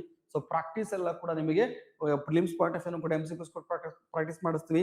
ಮೈನ್ಸ್ ಪಾಯಿಂಟ್ ಆಫ್ ವ್ಯೂ ಕೂಡ ನಿಮಗೆ ಡೈಲಿ ಆನ್ಸರ್ ರೈಟಿಂಗ್ ಪ್ರಾಕ್ಟೀಸ್ ಕೂಡ ಇರುತ್ತೆ. ಯಾರಿಗೆ ಇಂಟ್ರೆಸ್ಟ್ ಇದೆಯೋ ಅವ್ರು ಕಾಂಟ್ಯಾಕ್ಟ್ ಮಾಡುವಂತ ಮೆಂಟರ್ಶಿಪ್ ಸಿಗುತ್ತೆ, 1-to-1 ಪರ್ಸನಲ್ ಕೇರ್ ಕೂಡ ಸಿಗ್ತಾ ಬರುತ್ತೆ. ಯಾರಿಗೆ ಇಂಟ್ರೆಸ್ಟ್ ಇದೆಯೋ ಅಥವಾ ಯಾರು ಆಲ್ರೆಡಿ ಓದಿದಿರೋ ಅವ್ರು ಟೆಸ್ಟ್ ಸೀರೀಸ್ ಜಾಯ್ನ್ ಆಗ್ಬೋದು, ಯಾರಿದೆ ಫಸ್ಟ್ ಟೈಮ್ ಓದ್ತಿದ್ರೆ ಅವ್ರ ಕ್ಲಾಸ್ ತಗೋಬಹುದು, ಅಥವಾ ಯಾವ ಜಸ್ಟ್ ಗೈಡೆನ್ಸ್ ಅಷ್ಟೇ ಬೇಕಿದೆ, ನೀವು ಗೈಡ್ ಮಾಡಿ ನಾವು ಓದ್ಕೊಂಡು ಹೋಗ್ತೀವಿ ಅಂತ ಇಂಡಿವಿಜುವಲ್ ಆಗಿ ಓದುವಂತವ್ರು, ಮನೆಯಲ್ಲೇ ಕುತ್ಕೊಂಡು ಓದುವಂತವ್ರು ಕೂಡ ಕಾಂಟ್ಯಾಕ್ಟ್ ಮಾಡಿದ್ರೆ ಅವರು ಕೂಡ ಸರ್ವಿಸ್ ಸಿಗುತ್ತೆ. ಯಾರಿಗೆ ಅವಶ್ಯಕತೆ ಇದೆ ಅವ್ರ ಸಂಸ್ಥೆನ ಕಾಂಟ್ಯಾಕ್ಟ್ ಮಾಡಿ. ಇದರಲ್ಲಿ ನಿಮ್ಗೆ ಗೊತ್ತಿರೋ ಹಾಗೆ ಪೇಪರ್ 1 ಮತ್ತೆ ಪೇಪರ್ 2, ಫಸ್ಟ್ ಪ್ರಿಲಿಮ್ಸ್ ಅಲ್ಲಿ ಮಾತಾಡೋಣ. ಪೇಪರ್ 1 ಮತ್ತೆ ಪೇಪರ್ 2 ಬರುತ್ತೆ. ಈ ಪೇಪರ್ 1 ಅಲ್ಲಿ ಬರುವಂತ ಸಬ್ಜೆಕ್ಟ್ಗಳು ಯಾವ್ಯಾವುದು? ಈ ಪೇಪರ್ 1 ಅಲ್ಲಿ ಬರುವಂತ ಸಬ್ಜೆಕ್ಟ್ಗಳು ಅಂತಂದ್ರೆ ವೆರಿ ಇಂಪಾರ್ಟೆಂಟ್ ಹ್ಯುಮ್ಯಾನಿಟಿ ಸಬ್ಜೆಕ್ಟ್ ಅಂತ, ಮಾನವಿಕ ಶಾಸ್ತ್ರಗಳು ಅಂತ ಕರೀತೀವಿ. ಇದರಲ್ಲಿ ಯಾವುದು ಹಿಸ್ಟ್ರಿ ಬರುತ್ತೆ. ಹಿಸ್ಟ್ರಿಯಲ್ಲಿ ನೋಡಿ, ಹಿಸ್ಟ್ರಿ ಕೂಡ ವೆರಿ ಇಂಪಾರ್ಟೆಂಟ್. ಒಂದು ಮಿನಿಮಮ್ 14 ಕ್ವಶನ್ಸ್ ಬರುತ್ತೆ, ಮ್ಯಾಕ್ಸಿಮಮ್ 18 ಕ್ವಶನ್ಸ್ ವರೆಗೂ ಬರ್ಬೋದು. 14ರಿಂದ 18 ಕ್ವಶನ್ಸ್ಗಳು ಬರುವ ಸಾಧ್ಯತೆ ಇರುತ್ತೆ. ಅದರಲ್ಲಿ ಮೊದಲು ಯಾವುದು, ಪ್ರಾಚೀನ ಭಾರತ ಇತಿಹಾಸ, ಏನ್ಸಿಯಂಟ್ ಹಿಸ್ಟ್ರಿ. ಈ ಟೈಮಲ್ಲಿ ಇಡೀ ಏನ್ಸಿಯಂಟ್ ಹಿಸ್ಟ್ರಿ ನಾವು ಪಿ ಎಚ್ ಡಿ ಮಾಡ್ಲಿಕ್ಕೆ ಆಗಲ್ಲ. ಹಾಗಾಗಿ ಏನ್ಸಿಯಂಟ್ ಹಿಸ್ಟ್ರಿಗೆ ಒಂದು ನೀವು ಎಲ್ಲಿ ಕ್ಲಾಸ್ ಜಾಯ್ನ್ ಆಗಿರ್ತೀರಲ್ಲ ಆ ಕ್ಲಾಸ್ ಹತ್ರ ಎಲ್ಲೇ ಕ್ಲಾಸ್ ಕೇಳ್ತಾರೆ ಆ ಕ್ಲಾಸ್ ಅಲ್ಲಿ ಕೊಡೋ ಮೆಟೀರಿಯಲ್ಸ್ ನ ಕಲೆಕ್ಟ್ ಮಾಡ್ಕೊಳ್ಳಿ. ಅಥವಾ ಏನ್ಸಿಯಂಟ್ ಟೆಕ್ಸ್ಟ್ ಬುಕ್ ನ ನೀವು NCERT ನ ರೆಫರ್ ಮಾಡಿದ್ರೆ ಸಾಕಾಗುತ್ತೆ. NCERT ತಗೊಂಡು ಯಾವ್ದಾದ್ರು ಟೆಕ್ಸ್ಟ್ ಬುಕ್ ಅಥವಾ ನೋಟ್ಸ್ ಅನ್ನ ಮೇಂಟೈನ್ ಮಾಡ್ಕೊಂಡು ಕೂಡ ಸಾಕು. ನಿಮಗೆ ಇಲ್ಲಿ ಪ್ರಾಚೀನ ಭಾರತ ಇತಿಹಾಸ ಟೆಕ್ಸ್ಟ್ ಬುಕ್ ನ ತಗೋಬೇಕು ಅಂದ್ರೆ 6th ಇಂದ 12th ವರೆಗೆ ಬರುವಂತ DSCRT ಅಥವಾ NCERT. ಕನ್ನಡ ಮೀಡಿಯಂ ಓದ್ತಾ ಇದ್ದೀರಾ, DSCRT ರೆಫರೆನ್ಸ್ ಇಟ್ಕೊಳ್ಳಿ. ಅದೇ ತರ NCC ಕ್ಲಾಸ್ ಇತ್ತು ಅಂದ್ರೆ ಕ್ಲಾಸ್ ನೋಟ್ಸ್ ಕೂಡ ಸಿಗುತ್ತೆ ನಿಮಗೆ. ಕನ್ನಡದಲ್ಲಿ ಡಾಕ್ಟರ್ ಕೆ ಸದಾಶಿವ ಅವ್ರದ್ದಿದೆ, ಬಟ್ ಈ ಟೈಮ್ ಅಲ್ಲಿ ತುಂಬಾ ದೊಡ್ಡದಾಗೋ ಸಾಧ್ಯತೆ ಇರುತ್ತೆ, ಟೈಮ್ ಕೂಡ ಸ್ಪೆಂಡ್ ಮಾಡಕ್ ಆಗಲ್ಲ ಇಷ್ಟೊಂದು. ಹಾಗೆ ಸೆಲೆಕ್ಟಿವ್ ಆಗಿ ಅಥವಾ ಆಲ್ರೆಡಿ ಓದಿರೋಂಥವ್ರು ರಿವಿಷನ್ಗೆ ಇದನ್ನ ಹಾಕೋಬಹುದು. So clear. ಇಲ್ಲ ಅಂತಂದ್ರೆ ಮಂಜುನಾಥ್ ಸರ್ದು ಸಿಗುತ್ತೆ, ಬರೀ ರಿವಿಷನ್ ಪಾಯಿಂಟ್ ಬುಲೆಟ್ ಪಾಯಿಂಟ್ ರೀತಿಯಲ್ಲಿ ಸಿಗುತ್ತೆ ನಿಮ್ಮದು. ಮಂಜುನಾಥ್ ಸರ್ದು ಕೂಡ ನಿಮ್ದನ್ನ ಯೂಸ್ ಮಾಡ್ಕೋಬಹುದು, ಇಷ್ಟೇ ಮಂಜುನಾಥ್ ಸರ್ದು ಕೂಡ. So clear. NCC ನಿಮಗೆ ಜಾಯ್ನ್ ಆಗಿತ್ತು ಅಂದ್ರೆ ಕ್ಲಾಸಸ್ ಸಿಗುತ್ತೆ, ನೋಟ್ಸ್ ಕೂಡ ಪ್ರೊವೈಡ್ ಮಾಡ್ತೀವಿ, ಹಾಗಾಗಿ ಇದು ನಿಮ್ಗೆ ಹೆಲ್ಪ್ ಆಗುತ್ತೆ. ಜೊತೆಗೆ ಎಲ್ಲಿವರೆಗೂ ಕೂಡ NCERT ಅಥವಾ DSRT ರೆಫರೆನ್ಸ್ ಕಂಪಲ್ಸರಿ ಬೇಕಾಗುತ್ತೆ. ಸೆಕೆಂಡ್ ಒಂದು ಮಿಡಿವಲ್ ಹಿಸ್ಟ್ರಿಯಲ್ಲಿ ಬಂದಾಗ ಈಗ ಏನ್ಸಿಯಂಟ್ ಹಿಸ್ಟ್ರಿ ಒಂದು 4 ಕ್ವಶನ್ಸ್ ಬರ್ಬೋದು ರೀ, ಅಥವಾ 5 ಕ್ವಶನ್ಸ್ ಬರ್ಬೋದು. ಮಿನಿಮಮ್ 3 to 4 or 5 ಕ್ವಶನ್ಸ್ ಬರೋ ಚಾನ್ಸಸ್ ಇರುತ್ತೆ ಏನ್ಸಿಯಂಟ್ ಇಂದ. ಮಿಡಿವಲ್ ಅಲ್ಲಿ 2 to 3 ಕ್ವಶನ್ಸ್ ಬರೋ ಸಾಧ್ಯತೆ, ಮಿನಿಮಮ್ 2 ಕ್ವಶನ್ಸ್ ಅಂತ ಎಕ್ಸ್ಪೆಕ್ಟ್ ಮಾಡಬಹುದು. ಹಾಗಾಗಿ ಏನಾದ್ರು ಕ್ಲಾಸ್ ಕೇಳ್ತಾರೆ ಕ್ಲಾಸ್ ನೋಟ್ಸೇ ಸಾಕಾಗುತ್ತೆ. ಜೊತೆಗೆ DSRT ಅಥವಾ NCERT ನ ಬೇಸಿಕ್ ಆಗಿ ನೀವು ಇದಕ್ಕೆ ಇಟ್ಕೋಬಹುದು ಮಿಡಿವಲ್ ಹಿಸ್ಟ್ರಿಯಲ್ಲಿ. ಬಿಟ್ರೆ ಮಾಡರ್ನ್ ಆಗಿ ಮಾಡೋಕ್ಕಾಗಲ್ಲ. ಮಾಡರ್ನ್ ಅಲ್ಲಿ ಕ್ವಶನ್ಸ್ ಕೇಳ್ತಾರೆ. 6 ಇಂದ 8 ವರೆಗೂ ಕ್ವಶನ್ಸ್ ಕೇಳೋ ಸಾಧ್ಯತೆ ಇರುತ್ತೆ. ಅದು UPSC ಆಗಲಿ KPSC ಆಗಲಿ ಮ್ಯಾಕ್ಸಿಮಮ್ ಕ್ವಶನ್ಸ್ ಕೂಡ ನಿಮಗೆ ಮಾಡರ್ನ್ ಹಿಸ್ಟ್ರಿಯಿಂದಾನೇ ಬರ್ತವೆ. ಹಾಗಾಗಿ ಮಾಡರ್ನ್ ಹಿಸ್ಟ್ರಿಗೆ ನಿಮಗೆ DSCRT ಅಥವಾ NCERT 6th ಇಂದ 12th ವರೆಗೆ ಕಂಪಲ್ಸರಿ ಓದಬೇಕಾಗುತ್ತೆ. ಅದ್ರ ಜೊತೆಗೆ ಸ್ಪೆಕ್ಟ್ರಮ್ ಪಬ್ಲಿಕೇಶನ್, ಇಂಗ್ಲಿಷ್ ಮೀಡಿಯಂ ಓದ್ತಾ ಇದ್ದೀರಾ, ಸ್ಪೆಕ್ಟ್ರಮ್ ಪಬ್ಲಿಕೇಶನ್ ತಗೊಳ್ಳಿ. NCC ಜಾಯ್ನ್ ಆಗಿತ್ತು ಅಂದ್ರೆ NCC ಕ್ಲಾಸ್ ನೋಟ್ಸ್ ಕೂಡ ಸಿಗುತ್ತೆ. ಸೊ ಜೊತೆಗೆ DSCRT ಅಥವಾ ನಿಮಗೆ DSCRT NCC class notes refer ಮಾಡಿದ್ರು ಕೂಡ ಸಾಕು. ಕನ್ನಡದಲ್ಲಿ ಕೆ ಸದಾಶಿವ, ಇದು ಕೂಡ ದೊಡ್ಡದಿರೋದ್ರಿಂದ ಪುಸ್ತಕ ಅವಶ್ಯಕತೆ ಇದ್ರೆ ಮಾತ್ರ ಬಳಕೆನ ಮಾಡಿ, ಇಲ್ಲ ಅಂತಂದ್ರೆ ಬೇಡ. ಕ್ಲಾಸ್ ನೋಟ್ಸ್ ಇದನ್ನ ಇಟ್ಕೊಂಡು DSCRT ಕಡೆ ಫೋಕಸ್ ಮಾಡಿದ್ರು ಕೂಡ ಅಥವಾ NCERT ಕಡೆ ಫೋಕಸ್ ಮಾಡಿದ್ರು ಕೂಡ ಸಾಕಾಗುತ್ತೆ. ಸಾಧ್ಯವಷ್ಟು MCQs ಗಳನ್ನ ಇಲ್ಲಿ ಫೋಕಸ್ ಅನ್ನ ಮಾಡ್ತಾ ಬನ್ನಿ. ಇನ್ನು ಕರ್ನಾಟಕ ಇತಿಹಾಸ ವೆರಿ ಇಂಪಾರ್ಟೆಂಟ್. ಆಲ್ರೆಡಿ UPSC ಓದಿದಿರಾ, ಕರ್ನಾಟಕ ಹಿಸ್ಟ್ರಿ ಒಂದು ಓದಿರಲ್ಲ, ವರ್ಲ್ಡ್ ಹಿಸ್ಟ್ರಿ ಓದಿರ್ತೀರಾ ಅಂತವ್ರಿಗೆ ಇಲ್ಲಿ NCC ಅಲ್ಲಿ ಜಾಯ್ನ್ ಆಯ್ತು ಅಂದ್ರೆ ಕ್ಲಾಸಸ್ ಕೂಡ ಇರುತ್ತೆ, ಟೆಸ್ಟ್ ಸೀರೀಸ್ ಕೂಡ ಇರುತ್ತೆ, ಮತ್ತೆ ಮೆಟೀರಿಯಲ್ಸ್ ಕೂಡ ಪ್ರೊವೈಡ್ ಮಾಡ್ಬಿಡ್ತೀವಿ. ಕ್ಲಾಸ್ ನೋಟ್ಸ್ ಕೊಟ್ಟು ಕ್ಲಾಸಸ್ ಕೂಡ ಸಿಗುತ್ತೆ. ಓನ್ಲಿ ಕರ್ನಾಟಕ ಹಿಸ್ಟ್ರಿಗೆ ಬೇಕಾದ್ರೆ ಜಾಯ್ನ್ ಆಗ್ಬೋದು, ಅಥವಾ ನೀವು ಓವರ್ ಆಲ್ ಕೋರ್ಸ್ ತಗೊಂಡು ಕೂಡ ನಿಮ್ಗೆ ಪ್ರೊವೈಡ್ ಮಾಡ್ತೀವಿ. ಇನ್ನು ಅದೇ ತರ ಬಂದ್ರೆ ನೆಕ್ಸ್ಟ್ ಬರೋ ಸಬ್ಜೆಕ್ಟ್ ಅದು physical geography. Very important. Geography ಕೂಡ 14 or 18 ಕ್ವಶನ್ಸ್ ಬರೋ ಚಾನ್ಸಸ್ ಇರುತ್ತೆ. ಹಾಗೆ ಡಿಸೈಡಿಂಗ್ ಕೂಡ ಹೌದು. ಯಾಕೆ ಹಿಸ್ಟ್ರಿ ಹೇಳೋದಿಲ್ಲ, ಹಿಸ್ಟ್ರಿ ಪ್ರಿಲಿಮ್ಸ್ ಅಲ್ಲೂ ಕೂಡ ಬರುತ್ತೆ, ಮೈನ್ಸ್ ಅಲ್ಲೂ ಕೂಡ ಬರುತ್ತೆ. ಪ್ರಿಲಿಮ್ಸ್ ಅಲ್ಲಿ 14 to 18 ಕ್ವಶನ್ಸ್ ಬರ್ತಾ ಇದ್ರೆ ಮೈನ್ಸ್ ಅಲ್ಲಿ 85 ಮಾರ್ಕ್ಸ್ ಗೆ ಬರುತ್ತೆ ರೀ ಹಿಸ್ಟ್ರಿ. ಹಾಗಾಗಿ history very important. Prelims mains ಅಲ್ಲಿ ಹಿಸ್ಟ್ರಿನ ಓದ್ಬೇಕಾದ್ರೆ ಕಲ್ಚರ್ ಪಾಯಿಂಟ್ ಆಫ್ ಇಂದ ಬರೋದಲ್ಲ, ಮೈನ್ಸ್ ಅಲ್ಲಿ ಬರುತ್ತೆ. ಅದು ನಾವು ಇಲ್ಲಿ ಇವಾಗಿಂದನೇ ಪ್ರಾಕ್ಟೀಸ್ ಮಾಡಬೇಕು, ನಾವು ಅದನ್ನ ನೋಟ್ ಮಾಡಿ ಇಟ್ಕೋಬಹುದು. ಅದೇ ತರ ವೆರಿ ಇಂಪಾರ್ಟೆಂಟ್ ಇಲ್ಲಿ ಜಿಯೋಗ್ರಫಿ. ಜಿಯೋಗ್ರಫಿ ಬಂದಾಗ GS ಪೇಪರ್ 2 ನಲ್ಲಿ ಬರುತ್ತೆ ಮೈನ್ಸ್ ಅಲ್ಲಿ. ಸೊ ಪ್ರಿಲಿಮ್ಸ್ ಅಲ್ಲಿ ಪೇಪರ್ 1 ನಲ್ಲಿ ಬರುತ್ತೆ. ಇಲ್ಲಿ DSCRT ಅಥವಾ NCERT 6th ಇಂದ 12th ವರೆಗೆ ಕಂಪಲ್ಸರಿ ಅಂತ ಹೇಳ್ತೀನಿ. ನೀವೇನಾದ್ರು NCC ಜಾಯ್ನ್ ಆಗಿರ್ತಾರೆ, NCC class notes, NCC class ಮತ್ತೆ ಯಾವುದು DSCRT ಅಥವಾ NCERT ಏನ್ ಕೊಟ್ಟಿರ್ತೀವಿ ಅಷ್ಟೇ ಸೋರ್ಸ್ ಸಾಕಾಗುತ್ತೆ. ಇಲ್ಲ ಅಡಿಷನಲ್ ಆಗಿ ತಗೋಬೇಕು ಅನ್ನೋಗಿತ್ತು ಅಂತಂದ್ರೆ, ಸೊ ಇಲ್ಲಿ ಕನ್ನಡದಲ್ಲಿ ನಿಮ್ಗೊಂದು ಬುಕ್ಸ್ ಅನ್ನ ಬರೆದಿದ್ದಾರೆ ಮಹೇಂದ್ರ ಸರ್ ಅಂತ ಹೇಳಿ, ಅವ್ರದ್ದು ಕೂಡ ನಿಮಗೆ ರೆಫರೆನ್ಸ್ ಸಿಗ್ತಾ ಬರುತ್ತೆ. ಸೊ ಅವರು ಕೂಡ ತಗೋಬಹುದು. So clear. ಅದೇ ತರ ಬಂದಾಗ ಯಾವುದು Goh Cheng Leong, doctor Ranganath text book ಕೂಡ ತಗೋಬಹುದು. ಕನ್ನಡದಲ್ಲಿ ರಂಗನಾಥ್ ಬುಕ್ಸ್ ಅವ್ರು ಸಿಗ್ತಾ ಇದೆ ಫಿಸಿಕಲ್ ಜಿಯೋಗ್ರಫಿಗೆ. ಸೊ ಕ್ಲಿಯರ್, ಇದು ಕೂಡ ತಗೋಬಹುದು. Next world geography very important. Mapping ಮೇಲಿಂದ ಕ್ವಶನ್ಸ್ ಇರುತ್ತೆ ಇದು. ಹಾಗಾಗಿ ನಿಮ್ಗೆ ಯಾರಿಗೆ ಈ ಟೈಮಲ್ಲಿ ಕೂತ್ಕೊಂಡು ಮ್ಯಾಪ್ ರೆಡಿ ಮಾಡ್ಲಿಕ್ಕೆ ಆಗಲ್ಲ ಅಂತ ಕ್ಲಾಸಸ್ ಕೂಡ ಪ್ರೊವೈಡ್ ಮಾಡ್ತಿದ್ವಿ. ಇಂಡಿವಿಜುವಲ್ ಕೂಡ ತಗೋಬಹುದು. ಇದು ವರ್ಲ್ಡ್ ಜಿಯೋಗ್ರಫಿ.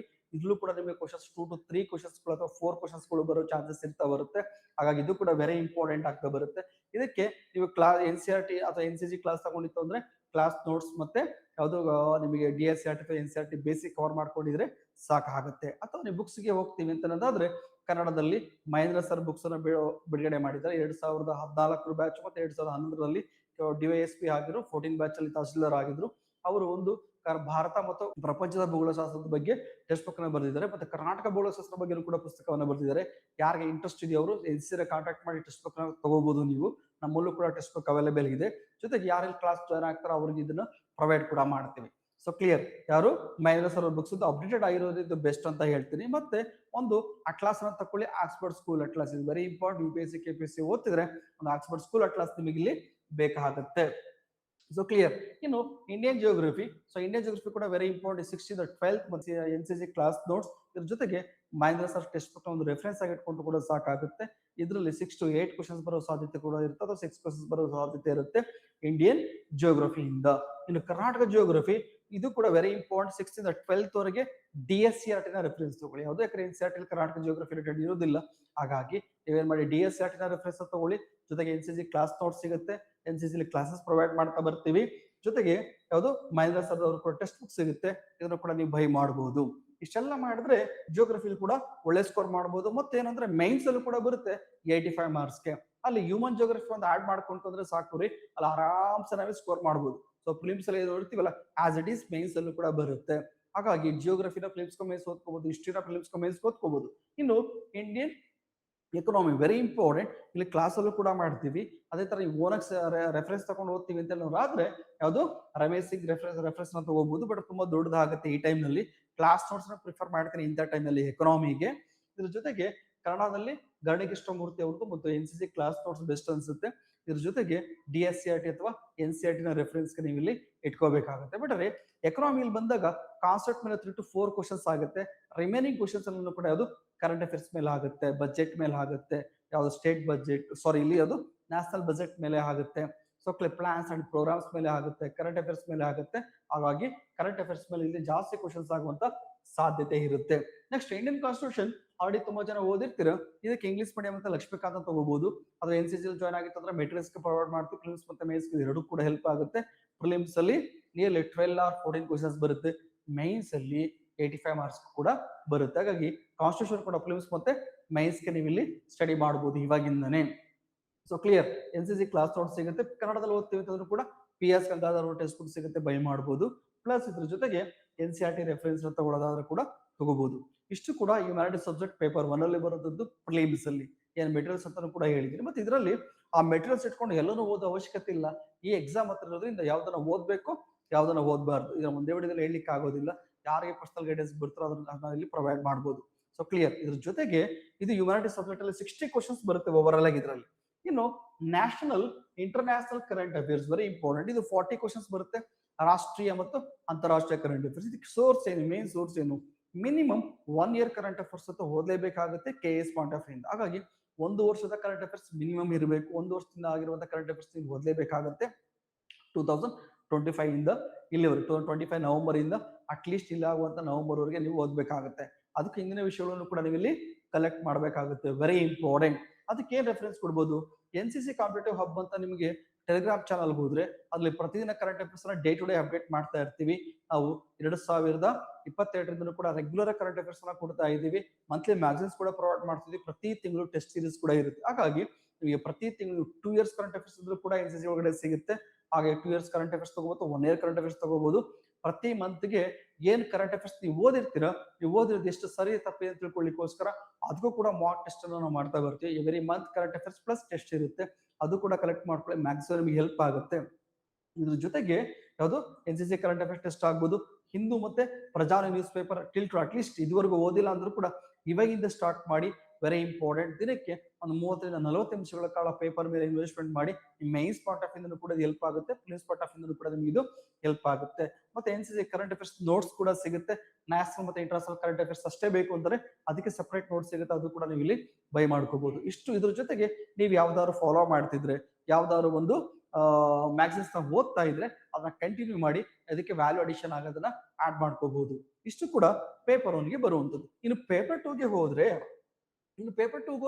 ಯಾವುದು Karnataka economy, Karnataka current affairs. ಅಲ್ಲಿ ಕರ್ನಾಟಕ ಸಂಬಂಧಪಟ್ಟಂತ ಜನರಲ್ ನಾಲೆಡ್ಜ್ ಮೇಲೆ ಕ್ವಶನ್ಸ್ ಕೇಳ್ತಾನೆ, ಕರ್ನಾಟಕ ಎಕನಾಮಿ ಮೇಲೆ ಕೇಳ್ತಾನೆ, ಕರ್ನಾಟಕ ಕರೆಂಟ್ ಅಫೇರ್ಸ್ ಮೇಲೆ ಕೊಡ್ತಾನೆ. ಸೊ ಕರ್ನಾಟಕ ಬಜೆಟ್ ಮೇಲೆ ಬರುತ್ತೆ. ಇದರ ಒಂದು 40 ಕ್ವಶನ್ಸ್ಗಳು ಬರ್ತವೆ. ಇದಕ್ಕೆ Karnataka current affairs, Karnataka economic survey, Karnataka GK ಇವೆಲ್ಲ ಕರ್ನಾಟಕದ NCC ನೋಟ್ಸ್ ಅನ್ನು ಪ್ರೊವೈಡ್ ಮಾಡುತ್ತೆ, ಕ್ಲಾಸಸ್ ಮಾಡುತ್ತೆ, ಮತ್ತೆ ಟೆಸ್ಟ್ ಸೀರೀಸ್ ಕೂಡ ಮಾಡ್ತೀವಿ ಇದಕ್ಕೆ. ಹಾಗಾಗಿ ಈ ತರ ನೀವು ಕಲೆಕ್ಟ್ ಮಾಡ್ಕೊಂಡ್ರೆ ಮ್ಯಾಕ್ಸಿಮಮ್ ಇಲ್ಲೇ ಸಾಕಾಗುತ್ತೆ. 40 ಕ್ವಶನ್ಸ್ಗೆ ನೀವು ಇಲ್ಲಿ ಈಸಿಯಾಗಿ ಆನ್ಸರ್ ಅನ್ನ ಮಾಡಬಹುದು. ಪ್ರಜಾವಾಣಿ ಅಥವಾ ಡೆಕ್ಕನ್ ನ್ಯೂಸ್ ಪೇಪರ್ ಗಳನ್ನ ರೆಫರೆನ್ಸ್ ಇಟ್ಕೋಬಹುದು. NCC ನೋಟ್ಸ್ ಅನ್ನ ನೀವು ಇಲ್ಲಿ ರೆಫರೆನ್ಸ್ ಆಗಿ ತಗೋಬಹುದು. ಮತ್ತೆ ಯಾವ್ದು NCC ಕಾಂಪಿಟೇಟಿವ್ ಹಬ್ ಅಂತ ಟೆಲಿಗ್ರಾಮ್ ಚಾನಲ್ ಇದೆ, ರೆಗ್ಯುಲರ್ ಆಗಿ ವಾಚ್ ಮಾಡಿದ್ರೆ ನಿಮಗೆ ಅದರಿಂದನೂ ಕೂಡ ಒಂದಷ್ಟು ಇನ್ಫಾರ್ಮೇಶನ್ ಸಿಗುತ್ತೆ. ಜೊತೆಗೆ ಕರ್ನಾಟಕ ಎಕನಾಮಿಕ್ ಸರ್ವೆ ಅಂತ ಹೇಳಿ ಪ್ರತಿ ವರ್ಷ ರಾಜ್ಯ ಸರ್ಕಾರ ರಿಲೀಸ್ ಮಾಡುತ್ತೆ. ಆದ್ರೆ ನೀವು ನೆಟ್ಟಲ್ಲವರು ಕೂಡ ಸಿಗುತ್ತೆ, ಡೌನ್ಲೋಡ್ ಮಾಡ್ಕೋಬಹುದು. ಅದು ನಾವೇನ್ ಮಾಡ್ತೀವಿ, NCG ಕನ್ಸೈಸ್ ಮಾಡಿ ನೋಟ್ಸ್ ಅನ್ನ ಪ್ರೊವೈಡ್ ಮಾಡ್ತೀವಿ. ಅದು ಕೂಡ ಅವೈಲೇಬಲ್ ಇದೆ, ಯಾರಿಗೆ ಇಂಟ್ರೆಸ್ಟ್ ಇದ್ರು ಕೂಡ ಕಾಂಟ್ಯಾಕ್ಟ್ ಮಾಡಬಹುದು. ಇನ್ನು ಈ 2ನೇ ಸಬ್ಜೆಕ್ಟ್ ಯಾವುದು, ಸೈನ್ಸ್. 30 ಕ್ವಶನ್ಸ್ ಬರುತ್ತೆ ಇದ್ರ ಮೇಲೆ. ನೋಡಿ, ಸೈನ್ಸ್ ಅಲ್ಲಿ ಬಂದಾಗ ಪ್ರಿಲಿಮ್ಸ್ ಅಲ್ಲೂ ಬರುತ್ತೆ, ಮೈನ್ಸ್ ಅಲ್ಲೂ ಬರುತ್ತೆ. ಬಟ್ ಸೈನ್ಸ್ ಪ್ರಿಲಿಮ್ಸ್ ಅಲ್ಲಿ ಬಯಾಲಜಿ, ಫಿಸಿಕ್ಸ್, ಕೆಮಿಸ್ಟ್ರಿನೂ ಕೂಡ ಕೇಳ್ತಾನೆ. ಮೈನ್ಸ್ ಅಲ್ಲಿ ಬಯಾಲಜಿಯಲ್ಲಿ ಬರುತ್ತೆ, ಬಟ್ ಫಿಸಿಕ್ಸ್ ಕೆಮಿಸ್ಟ್ರಿ ಬರುವುದಿಲ್ಲ. ಬಟ್ ಆದ್ರೆ ಯಾವ್ದು ಮಾತ್ರ ಬರುತ್ತೆ, ಇಲ್ಲಿ EVS ಬರುತ್ತೆ, ಟೆಕ್ನಾಲಜಿ ಬರುತ್ತೆ. ಸೊ ನಿಮಗೆ ಸೈನ್ಸ್ GS3 ಅಂತೇಳಿ 250 ಮಾರ್ಕ್ಸ್ಗೆ ಸೈನ್ಸ್ ಇಟ್ಬಿಟ್ಟಿದ್ದಾನ್ರಿ ಮೈನ್ಸ್ ಅಲ್ಲಿ. ಆದ್ರೆ ಪ್ರಿಲಿಮ್ಸ್ ಅಲ್ಲಿ 30 ಕ್ವಶನ್ಸ್ ಬರುತ್ತೆ 60 ಮಾರ್ಕ್ಸ್ಗೆ. ಅದ್ರಲ್ಲಿ ಯಾವುದು ಬಯಾಲಜಿ, ಫಿಸಿಕ್ಸ್, ಕೆಮಿಸ್ಟ್ರಿ. ಈ ಬಯಾಲಜಿ, ಫಿಸಿಕ್ಸ್, ಕೆಮಿಸ್ಟ್ರಿಯಿಂದ ನಿಮಗೆ 6th ಇಂದ 10th ವರೆಗೆ ಕಂಪಲ್ಸರಿ ಬೇಕಾಗುತ್ತೆ. ನೀವು 6th ಇಂದ 10th ವರೆಗೆ DSCRT ಅಥವಾ NCERT ನೀವು ಇಲ್ಲಿ ರೆಫರೆನ್ಸ್ಗೆ ಕಂಪಲ್ಸರಿ ತಗೋಬೇಕು. ಜೊತೆಗೆ 4G ಸೈನ್ಸ್ ಕನ್ನಡದಲ್ಲಿ ಓದ್ತಾ ಇದೀವಿ, 4G ಸೈನ್ಸ್ ಅಂತ ತಗೋಬಹುದು. ಅದು ಯಾವುದೇ ಒಂದು ಟೆಕ್ಸ್ಟ್ ಬುಕ್ ನ ಬೈ ಮಾಡ್ಕೋಬಹುದು. NCC ಜಾಯ್ನ್ ಆಗಿತ್ತು ಅಂದ್ರೆ ಕ್ಲಾಸ್ ಅಲ್ಲಿ ಏನ್ ಬರೆಸ್ತೀವಿ, ನೋಟ್ಸ್ ಏನ್ ಪ್ರೊವೈಡ್ ಮಾಡ್ತೀವಿ, ಅಷ್ಟು ನಿಮಗೆ ಸಾಕಾಗುತ್ತೆ. ಇದ್ರ ಜೊತೆಗೆ ಯಾವುದು EVS. ಸೊ EVS ನೋಡ್ತೀವಿ ಅಂತಂದ್ರೆ ಶಂಕರ್ IAS ಪಬ್ಲಿಕೇಶನ್ ಅವ್ರದ್ದು ಕೂಡ ನೀವು ತಗೋಬಹುದು. ಕನ್ನಡದಲ್ಲಿ, ಇಂಗ್ಲಿಷ್ ಅಲ್ಲಿ. ಕನ್ನಡದಲ್ಲಿ ವಿನೋದ್ ಕುಮಾರ್ ಚೌಹಾಣ್ ಅವ್ರು ತಗೋಬಹುದು. ಬಟ್ NCC ಕ್ಲಾಸ್ ಗೆ ನೋಟ್ಸ್ ಪ್ರೊವೈಡ್ ಮಾಡ್ತಾರೆ ಕ್ಲಾಸ್ ಅಲ್ಲಿ, ಅದು ಕೂಡ ನಿಮಗೆ ಹೆಲ್ಪ್ ಆಗುತ್ತೆ. ಅದೇ ಟೆಕ್ನಾಲಜಿ. ಸೊ ಟೆಕ್ನಾಲಜಿ ಅಲ್ಲಿ ಬಂದಾಗ ಸ್ಪೆಕ್ಟ್ರಮ್ ಪಬ್ಲಿಕೇಶನ್ ಪ್ರಿಫರ್ ಮಾಡ್ತೀವಿ ನಾವು ಇಂಗ್ಲಿಷ್ ಮೀಡಿಯಂಗೆ. ಕನ್ನಡದಲ್ಲಿ ವಿನೋದ್ ಕುಮಾರ್ ಚೌಹಾಣ್ ಅವ್ರು ಸಿಗುತ್ತೆ. ಪ್ಲಸ್ NCC ಏನ್ ಕ್ಲಾಸ್ ಮಾಡ್ತೀವಲ್ಲ ಆ ನೋಟ್ಸ್. ಮತ್ತೆ ಇಲ್ಲಿ EVS ಮತ್ತೆ ಟೆಕ್ನಾಲಜಿ ಇವೆರಡೂ ಕೂಡ ಮ್ಯಾಕ್ಸಿಮಮ್ ಕ್ವಶನ್ಸ್ ಗಳು ನಿಮಗೆ ಕರೆಂಟ್ ಅಫೇರ್ಸ್ ಬೇಸ್ ಇರುತ್ತೆ. ವೆರಿ ಇಂಪಾರ್ಟೆಂಟ್, ನೀವು ಇದನ್ನು ನೋಡ್ಲೇಬೇಕಾಗುತ್ತೆ. ಯಾವುದು ಮ್ಯಾಕ್ಸಿಮಮ್ ಕ್ವಶನ್ಸ್ ಗಳು ನಿಮಗೆ ಯಾವ್ದ್ರ ಮೇಲೆ ಇರುತ್ತೆ, ಕರೆಂಟ್ ಅಫೇರ್ಸ್ ಮೇಲೇನೆ ಇರುತ್ತೆ. ಹಾಗಾಗಿ ಕರೆಂಟ್ ಅಫೇರ್ಸ್ ನ ಕಂಪಲ್ಸರಿ ಓದ್ಬೇಕಾಗುತ್ತೆ. ನಿಮ್ಮ ಈ KS ಪ್ರಿಲಿಮ್ಸ್ ಸಕ್ಸಸ್ ಜರ್ನಿಗೆ ಮಿನಿಮಮ್ 40% ಅಷ್ಟು ಸಪೋರ್ಟ್ ಮಾಡುತ್ತೆ. ಈ ಕರೆಂಟ್ ಅಫೇರ್ಸ್ ಅಂದ್ರೆ ಡೈರೆಕ್ಟ್ ಆಗಿ ಬರೋದಿಲ್ಲ ನಿಮಗೆ. ಕರೆಂಟ್ ಅಫೇರ್ಸ್ ಅಲ್ಲಿ 40% ಬರುತ್ತೆ ಅಂತ ಅನ್ನೋದಾದ್ರೆ ಸಬ್ಜೆಕ್ಟ್ ಬೇಸ್ಡ್ ಕರೆಂಟ್ ಅಫೇರ್ಸ್ ಬರುತ್ತೆ, ಸ್ಟಾಟಿಕ್ ಕರೆಂಟ್ ಅಫೇರ್ಸ್ ಬರುತ್ತೆ, ಅಪ್ಲಿಕೇಶನ್ ಅಲ್ಲಿ ಇರೋ ಕರೆಂಟ್ ಅಫೇರ್ಸ್ ಕೂಡ ನಿಮಗೆ ಬರ್ತಾ ಹೋಗುತ್ತೆ. ಹಾಗಾಗಿ ಸಬ್ಜೆಕ್ಟ್ ಬೇಸ್ಡ್ ಕರೆಂಟ್ ಅಫೇರ್ಸ್ ಅನ್ನು ಕೂಡ ಓದಬೇಕು. ನಿಮಗೆ ಬೇಸಿಕ್ ಕರೆಂಟ್ ಅಫೇರ್ಸ್ ಏನ್ ಬರ್ತಾ ಇದೆ, ಸ್ಟಾಟಿಕ್ ಕರೆಂಟ್ ಅಫೇರ್ಸ್ ಏನ್ ಬರ್ತಾ ಇದೆ, ಎವ್ರಿಡೇ ಅದನ್ನು ಕೂಡ ನಾವು ಇಲ್ಲಿ ಓದ್ಬೇಕಾಗುತ್ತೆ. Very important. ಹಾಗಾಗಿ ಇಲ್ಲಿ ಕರೆಂಟ್ ಅಫೇರ್ಸ್ 2 ಪಾರ್ಟ್ ತರ ಒಂದು ರೆಗ್ಯುಲರ್ ಕರೆಂಟ್ ಅಫೇರ್ಸ್ ಇರೋದು, ಯಾವುದು ಸಬ್ಜೆಕ್ಟ್ ಬೇಸ್ಡ್ ಕರೆಂಟ್ ಅಫೇರ್ಸ್, ಇಷ್ಟು ಕೂಡ ನೀವು ಇಲ್ಲಿ ಓದ್ಬೇಕಾಗುತ್ತೆ. ಯಾವುದೇ ಎಕ್ಸಾಮ್ ಕ್ಲಿಯರ್ ಮಾಡಕ್ಕೆ ಅದು ವೆರಿ ಇಂಪಾರ್ಟೆಂಟ್ ಆಗ್ತಾ ಬರುತ್ತೆ. ಇನ್ನು ಮೆಂಟಲ್ ಅಬಿಲಿಟಿ ಇಲ್ಲಿ ಆಪ್ಟಿಟ್ಯೂಡ್ ಮತ್ತೆ ರೀಸನಿಂಗ್, ಇಲ್ಲಿ ಇದ್ರ ಪ್ರಾಕ್ಟೀಸ್ ಅಷ್ಟೇ ಮಾಡಬೇಕಾಗುತ್ತೆ. ಹಾಗಾಗಿ ಪ್ರತಿದಿನ ನೀವು ಪ್ರಾಕ್ಟೀಸ್ ಹೋಗೋದು ವೆರಿ ಇಂಪಾರ್ಟೆಂಟ್. ಅಥವಾ NCC ಕ್ಲಾಸ್ ಪ್ರೊವೈಡ್ ಮಾಡ್ತೀವಿ. ಸೊ ರೆಗ್ಯುಲರ್ ಆಗಿ ಪೇಪರ್ 2 ನಲ್ಲಿ ಬರುವಂತ ಆಪ್ಟಿಟ್ಯೂಡ್ ಮತ್ತೆ ರೀಸನಿಂಗ್ 30 ಕ್ವಶನ್ಸ್ ಬರುತ್ತೆ. ಇದನ್ನ ಪ್ರಾಕ್ಟೀಸ್ ಮಾಡಬಹುದು. RS ಅಗರ್ವಾಲ್ ಅವ್ರ ಬುಕ್ಸ್ ಅನ್ನ ತಗೋಬೇಕಾಗುತ್ತೆ. ಪ್ರೀವಿಯಸ್ ಇಯರ್ ಕ್ವಶನ್ ಪೇಪರ್ ಅನ್ನ ಬೈ ಮಾಡ್ಕೊಳ್ಳಿ. IAS ಮತ್ತೆ KS ಏನಾಗಿದೆಯೋ ವರ್ಕೌಟ್ ಮಾಡಿ. ಮ್ಯಾಕ್ಸಿಮಮ್ ಇದು ನಿಮಗೆ ಹೆಲ್ಪ್ ಆಗುತ್ತೆ. ಇಷ್ಟು ಕೂಡ ಪ್ರಿಲಿಮ್ಸ್ ಗೆ ಸಂಬಂಧಪಟ್ಟಿದ್ದು. ಹಾಗೆ ಈ ಪ್ರಿಲಿಮ್ಸ್ ಸ್ಟಡಿ ಪ್ಲಾನ್ ಯಾವ ತರ ಮಾಡ್ತಾ ಹೋಗೋಣ, ನಾವು 100 ದಿನಕ್ಕೆ ಪ್ಲಾನ್ ಮಾಡ್ಕೊಳ್ಳೋಣ. ನಮ್ಗೆ ತುಂಬಾ ಜನ ಟೈಮ್ ಸಿಗ್ತಾ ಇಲ್ಲ. ನೀವು ಇದನ್ನ ಸಗ್ರಿಗೇಟ್ ಮಾಡ್ಕೊಳ್ತಾ ಹೋಗ್ಬೇಕು. ನಾನು ಓವರ್ ಆಲ್ ಆಗಿ ಹೇಳ್ಬಿಡ್ತೀನಿ. ಫಾರ್ ಎಕ್ಸಾಂಪಲ್ ಹಿಸ್ಟ್ರಿ, ನಾನು ಒಂದು ದಿನದಲ್ಲಿ ಸ್ಟಾರ್ಟ್ ಮಾಡ್ತೀನಿ ಅಂದ್ರೆ ಮೊದಲಾಗಿ ಹಿಸ್ಟ್ರಿಯಿಂದ ಸ್ಟಾರ್ಟ್ ಮಾಡ್ಬೋದು, IC ಸ್ಟಾರ್ಟ್ ಮಾಡ್ಬೋದು, ಜಿಯೋಗ್ರಫಿ ಸ್ಟಾರ್ಟ್ ಮಾಡ್ಬೋದು, ವಾಟ್ ಎವರ್ ನೀವು ಯಾವ ಸಬ್ಜೆಕ್ಟ್ ಈಸಿ ಅನ್ಸುತ್ತೋ ಅದರಿಂದ ಸ್ಟಾರ್ಟ್ ಮಾಡಿ. Very important. ನಾವಿಲ್ಲಿ ಫೋಕಸ್ ಮಾಡ್ಬೇಕು. ನಾವು ಹಿಸ್ಟ್ರಿ ಗೊತ್ತಿಲ್ಲ, ಹಿಸ್ಟ್ರಿನೇ ಫಸ್ಟ್ ಬೇಡ. ಯಾವ ಸಬ್ಜೆಕ್ಟ್ ಗೊತ್ತಿದೆಯಲ್ಲ ಅದನ್ನ ಪರ್ಫೆಕ್ಟ್ ಮಾಡ್ಕೊಳ್ತಾ ಹೋಗಿ. ಎಕ್ಸಾಮ್ ಅಲ್ಲಿ ಗೆಲ್ಬೇಕು ಅಂತಂದ್ರೆ ನಾನು ಯಾವಾಗ್ಲೂ ಹೇಳ್ತಾ ಇರ್ತೀನಿ, ನಾನು ಮೋಸ ಮಾಡೋದು ಗೊತ್ತಿರೋರೇ ಫಸ್ಟ್ ಮೋಸ ಮಾಡ್ತಾರೆ ಅಂತ. ಅಂದ್ರೆ ಯಾವ ಸಬ್ಜೆಕ್ಟ್ ನಾವು ಸ್ಟ್ರಾಂಗ್ ಇದೀವಿ ಅಂತೀವಲ್ಲ ಅದೇ ಸಬ್ಜೆಕ್ಟ್ ಅಲ್ಲಿ ಎಕ್ಸಾಮ್ ಅಲ್ಲಿ ನಾವಿಲ್ಲಿ ರಾಂಗ್ ಮಾಡೋ ಸಾಧ್ಯತೆ ಇರುತ್ತೆ. ಯಾಕಂದ್ರೆ ಗೊತ್ತು ಅನ್ನೋದಕ್ಕೋಸ್ಕರ ತಿರಸ್ಕಾರ ಮಾಡಿರ್ತೀವಿ. ಹಾಗಾಗಿ ಅದು ನಮಗೆ ಕೈ ಕೊಟ್ಬಿಡುತ್ತೆ. ಅದಕ್ಕೆ ಯಾವ ಸಬ್ಜೆಕ್ಟ್ ಸ್ಟ್ರಾಂಗ್ ಇದ್ದೀರಾ ಅದು ಇನ್ನೂ ಸ್ಟ್ರಾಂಗ್ ಮಾಡಿ, ಯಾವ ಸಬ್ಜೆಕ್ಟ್ ವೀಕ್ ಇದ್ರೆ ಅದನ್ನ ಬ್ಯಾಲೆನ್ಸ್ ಮಾಡಿ. Very important. ಈ ಟೈಮಲ್ಲಿ ಅದಕ್ಕೆ ಯಾವ್ದನ್ನ ಓದ್ಬೇಕು, ಯಾವ್ದನ್ನ ಓದ್ಬಾರ್ದು ಅನ್ನೋದು ವೆರಿ ಇಂಪಾರ್ಟೆಂಟ್ ಆಗುತ್ತೆ. ಫಾರ್ ಎಕ್ಸಾಂಪಲ್ ನಾನು ಇಲ್ಲಿ ಹಿಸ್ಟ್ರಿ ತಗೊಳ್ಳೋದಾದ್ರೆ ಹಿಸ್ಟ್ರಿಯನ್ನು 20 days ಅಲ್ಲಿ ಯಾವುದು ಏನ್ಸಿಯಂಟ್ ಮಿಡಿವಲ್ ಮಾಡರ್ನ್ ಕರ್ನಾಟಕ, ಇಷ್ಟು ಟೈಮ್ ಇರೋದೇ ಇಷ್ಟು. ಹಾಗಾಗಿ ನಾನು ಇಲ್ಲಿ ಕ್ಲಿಯರ್ ಮಾಡ್ಲೇಬೇಕಾಗುತ್ತೆ. ಮಿನಿಮಮ್ 20 days ಒಳಗಡೆಗೆ ನಾ ಇಲ್ಲಿ ಯಾವುದು ಹಿಸ್ಟ್ರಿಯನ್ನ ಕವರ್ ಮಾಡಬೇಕು. ಹಾಗಿದ್ರೆ ಹಿಸ್ಟ್ರಿ ಒಳಗಡೆಗೆ ಏನ್ಸಿಯಂಟ್ ಬರ್ತಾ ಇದೆ, ಮಿಡಿವಲ್ ಬರ್ತಾ ಇದೆ, ಮಾಡರ್ನ್ ಬರ್ತಾ ಆಲ್ರೆಡಿ ಸೋರ್ಸ್ ಏನಂತ ಹೇಳಿದೀನಿ. ಒಂದು ಚಾಲೆಂಜ್ ಇಟ್ಕೋಬೇಕು. ಒಂದು ಇಲ್ಲಿ ನಾವು ಯಾವುದು ಹಿಸ್ಟ್ರಿನ 20 days ಅಲ್ಲೇ ಕವರ್ ಮಾಡ್ತೀನಿ.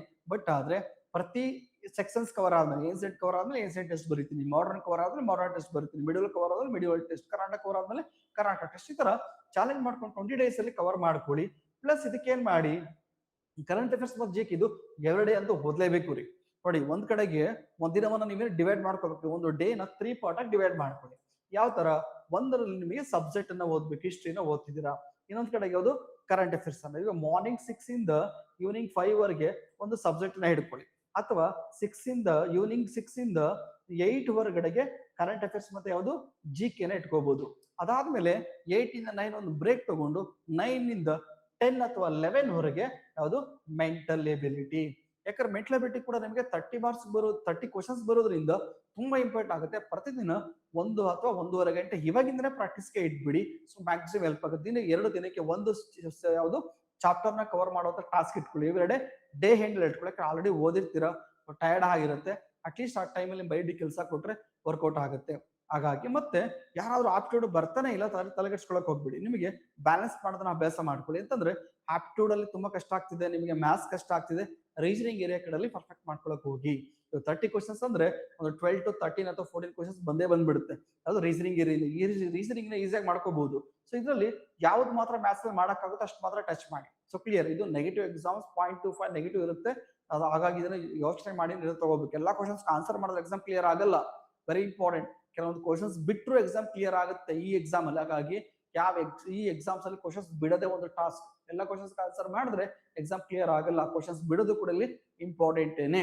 So clear. ಯಾಕಂದ್ರೆ ನೆಗೆಟಿವ್ ಎಕ್ಸಾಮ್ಸ್ ಇವೆಲ್ಲನೂ ಕೂಡ. ಹಾಗಾಗಿ ಹಿಸ್ಟ್ರಿಯ ಜೊತೆಗೆ ಕರೆಂಟ್ ಅಫೇರ್ಸ್ ಜಿಕೆಗೆ 1 or 2 hours ಎವ್ರಿ ಡೇ ಇಟ್ಬಿಡ್ಬೇಕು. ಮೆಂಟಲ್ ಅಬಿಲಿಟಿ ಕೂಡ ಇಟ್ಬಿಡ್ಬೇಕು. ಇದಾದ್ಮೇಲೆ ಹಿಸ್ಟ್ರಿ ಕಂಪ್ಲೀಟ್ ಆಯ್ತಾ, ನೆಕ್ಸ್ಟ್ ಐಸಿ ಹೋಗಿ. ಐಸಿ ಒಂದು 10 days ಅಲ್ಲಿ ಕ್ಲಿಯರ್ ಆಗ್ಬೇಕು. ಬಟ್ ಒಂದು ಟಾಸ್ಕ್ ಏನು, ಐಸಿ ಓದ್ಬೇಕಾದ್ರೆ ಹಿಸ್ಟ್ರಿನ ಬಿಡಬೇಡ್ದು, ಹಿಸ್ಟ್ರಿನ ಟೇಕ್ ಮಾಡ್ಬೇಕು, ಇಷ್ಟು ರಿವಿಷನ್ ಮಾಡ್ಕೋಬೇಕು. ಯಾಕಂದ್ರೆ ಒಂದು ಸಬ್ಜೆಕ್ಟ್ ಹಿಂಗ್ ಓದ್ಕೊಂಡು ಹೋಗ್ತಿದ್ರೆ ನಿನ್ ಕೂಡ ಮರ್ತ್ಕೊಂಡು ಹೋಗ್ತಿರುತ್ತೆ. ಹಾಗಾಗಿ ಒಂದ್ ಸಬ್ಜೆಕ್ಟ್ ಮುಗಿದ್ರೆ ಇನ್ನೊಂದು ಸಬ್ಜೆಕ್ಟ್ ಟೇಕ್ ಮಾಡ್ತಿದ್ರೆ ಅವಾಗ ಆಲ್ರೆಡಿ ಕಂಪ್ಲೀಟ್ ಆಗಿರೋ ಸಬ್ಜೆಕ್ಟ್ ನ ರೀಕಾಲ್ ಮತ್ತೆ ರಿವಿಷನ್ಸ್ಗೆ ಒಂದು ದಿನದಲ್ಲಿ ಇಷ್ಟು ಗಂಟೆ ಅಂತ ಇಟ್ಬಿಡ್ಬೇಕು. So clear. ಇನ್ನು ಐಸಿ ಕಂಪ್ಲೀಟ್ ಆಗ್ಬೇಕಷ್ಟು ಜಿಕೆ ಕರೆಂಟ್ ಅಫೇರ್ಸ್ ಮೆಂಟಲ್ ಅಬಿಲಿಟಿನ ಕಂಟಿನ್ಯೂ ಮಾಡ್ಕೊಳ್ಳಿ. ಅದೇ ತರ ಜಿಯೋಗ್ರಫಿ ತಗೊಳ್ಳಿ. ಜಿಯೋಗ್ರಫಿಲಿ ಫಸ್ಟ್ ಫಿಸಿಕಲ್ ಜಿಯೋಗ್ರಫಿ ಓದಿ. Direct Indian geography Kannada geography ಓದ್ಬೇಡಿ. ಫಿಸಿಕಲ್ ಜಿಯೋಗ್ರಫಿ ಹೋದ್ರೆ KS ಓದೋರು ಕಾನ್ಸೆಪ್ಟ್ ಅರ್ಥ ಆಗುತ್ತೆ. ಕಾನ್ಸೆಪ್ಟ್ ಅರ್ಥ ಆದ್ಮೇಲೆ ಇಲ್ಲಿ Indian geography, Karnataka geography, world geography ಬರುವಂತ ಕಾನ್ಸೆಪ್ಟ್ಗಳು ಈಸಿಯಾಗಿ ಅರ್ಥ ಆಗುತ್ತೆ. ನಿಮಗೆ ಮೆಮೊರಿ ಮಾಡೋದು ಈಸಿ ಆಗ್ತಾ ಬರುತ್ತೆ. ತುಂಬಾ ಸಿಂಪಲ್ ಮಾಡಿ ತಗೋಬಹುದು. ಅಥವಾ ನಿಮಗೆ ಜಿಯೋಗ್ರಫಿ ಕಷ್ಟ ಆಗ್ತದೆ ಅಂತಂದ್ರೆ ಜಿಯೋಗ್ರಫಿ ಕ್ಲಾಸ್ ಪ್ರೊವೈಡ್ ಮಾಡ್ತೀವಿ. ಲೈವ್ ಕ್ಲಾಸಸ್ ಇರುತ್ತೆ, ರೆಕಾರ್ಡ್ ಕ್ಲಾಸಸ್ ಇರುತ್ತೆ. ನೀವು ಕೂಡ NCC ಬೈ ಮಾಡ್ಕೋಬಹುದು. So clear. Very important. ತಗೋಬಹುದು. 20 days ಅಲ್ಲಿ ಜಿಯೋಗ್ರಫಿ ಟಾಸ್ಕ್. ಇದು ಕೂಡ ಫಿಸಿಕಲ್ ಕಂಪ್ಲೀಟ್ ಮಾಡಿ ಫಿಸಿಕಲ್ ಟೆಸ್ಟ್ ಬರೀಬೇಕು. ವರ್ಡ್ ಕಂಪ್ಲೀಟ್ ಮಾಡಿ ವರ್ಡ್ ಟೆಸ್ಟ್ ಬರೀಬೇಕು. ಇಂಡಿಯಾ ಕವರ್ ಮಾಡಿ ಇಂಡಿಯಾ ಟೆಸ್ಟ್. ಕರ್ನಾಟಕ ಕವರ್ ಮಾಡಿ ಕರ್ನಾಟಕ ಟೆಸ್ಟ್. ಈ ತರ ಮಾಡ್ಕೊಳ್ತಾ ಬನ್ನಿ. ಇನ್ನು ಜಿಕೆ ಮತ್ತು ಕರೆಂಟ್ ಅಫೇರ್ಸ್ ಬಂದಾಗ ಕಂಟಿನ್ಯೂ ಆಗ್ಬೇಕು. ಇದು ಕೂಡ ಅದಕ್ಕೆ ಜೊತೆಗೆ ಮೆಂಟಲ್ ಅಬಿಲಿಟಿ ಕೂಡ ಕಂಟಿನ್ಯೂ ಆಗ್ಬೇಕು. ಇದಾದ್ಮೇಲೆ ಸೈನ್ಸ್ ತಗೊಳ್ಳಿ. ಸೈನ್ಸ್ ಅಲ್ಲಿ ಬಯಾಲಜಿ, ಫಿಸಿಕ್ಸ್, ಕೆಮಿಸ್ಟ್ರಿ. ಬಯಾಲಜಿಗೆ ಫಸ್ಟ್ ಪ್ರಿಯಾರಿಟಿ ಕೊಡಿ. EVS ಕೊಡಿ. ಟೆಕ್ನಾಲಜಿಗೆ ಕೊಡಿ. ಇದಾದ್ಮೇಲೆ ಟೈಮ್ ಇತ್ತು ಅಂದ್ರೆ ಫಿಸಿಕ್ಸ್ ಮತ್ತೆ ಕೆಮಿಸ್ಟ್ರಿಯಲ್ಲಿ ಇಂಪಾರ್ಟೆಂಟ್ ಮಾತ್ರ. ಸೊ ದೈನಂದಿನ ದಿನಗಳಲ್ಲಿ ಏನ್ ಬಳಕೆ ಆಗ್ತಿದಲ್ಲ ಕೆಮಿಸ್ಟ್ರಿಯಿಂದ ಯಾವ್ದನ್ನ ಕೇಳಬಹುದು ಅದನ್ನ ಮಾತ್ರ ನೋಡಿ. ಫಿಸಿಕ್ಸ್ ಇಂದ ಯಾವ್ದನ್ನ ಕೇಳಬಹುದು ಅದು ಮಾತ್ರ ನೋಡಿ. ಎಲ್ಲವನ್ನೂ ಕೂಡ ಓದೋ ಅವಶ್ಯಕತೆ ಇಲ್ಲಿ ಇಲ್ಲ. ಇದಾದ್ಮೇಲೆ ಇಂಡಿಯನ್ ಎಕನಾಮಿ ಕವರ್ ಮಾಡ್ಕೊಳ್ಳಿ. ಯಾವುದು ಮೆಂಟಲ್ ಅಬಿಲಿಟಿ ಮತ್ತೆ ಒಂದು 10 days ಇಟ್ಕೊಂಡು ಪ್ರಾಕ್ಟೀಸ್ ಇಟ್ಕೊಳ್ಳಿ. ಮತ್ತೆ ಕರ್ನಾಟಕ ಎಕನಾಮಿಕ್ ಸರ್ವೇನ ಲಾಸ್ಟ್ ಅಲ್ಲಿ ಇಟ್ಕೊಳ್ಳಿ.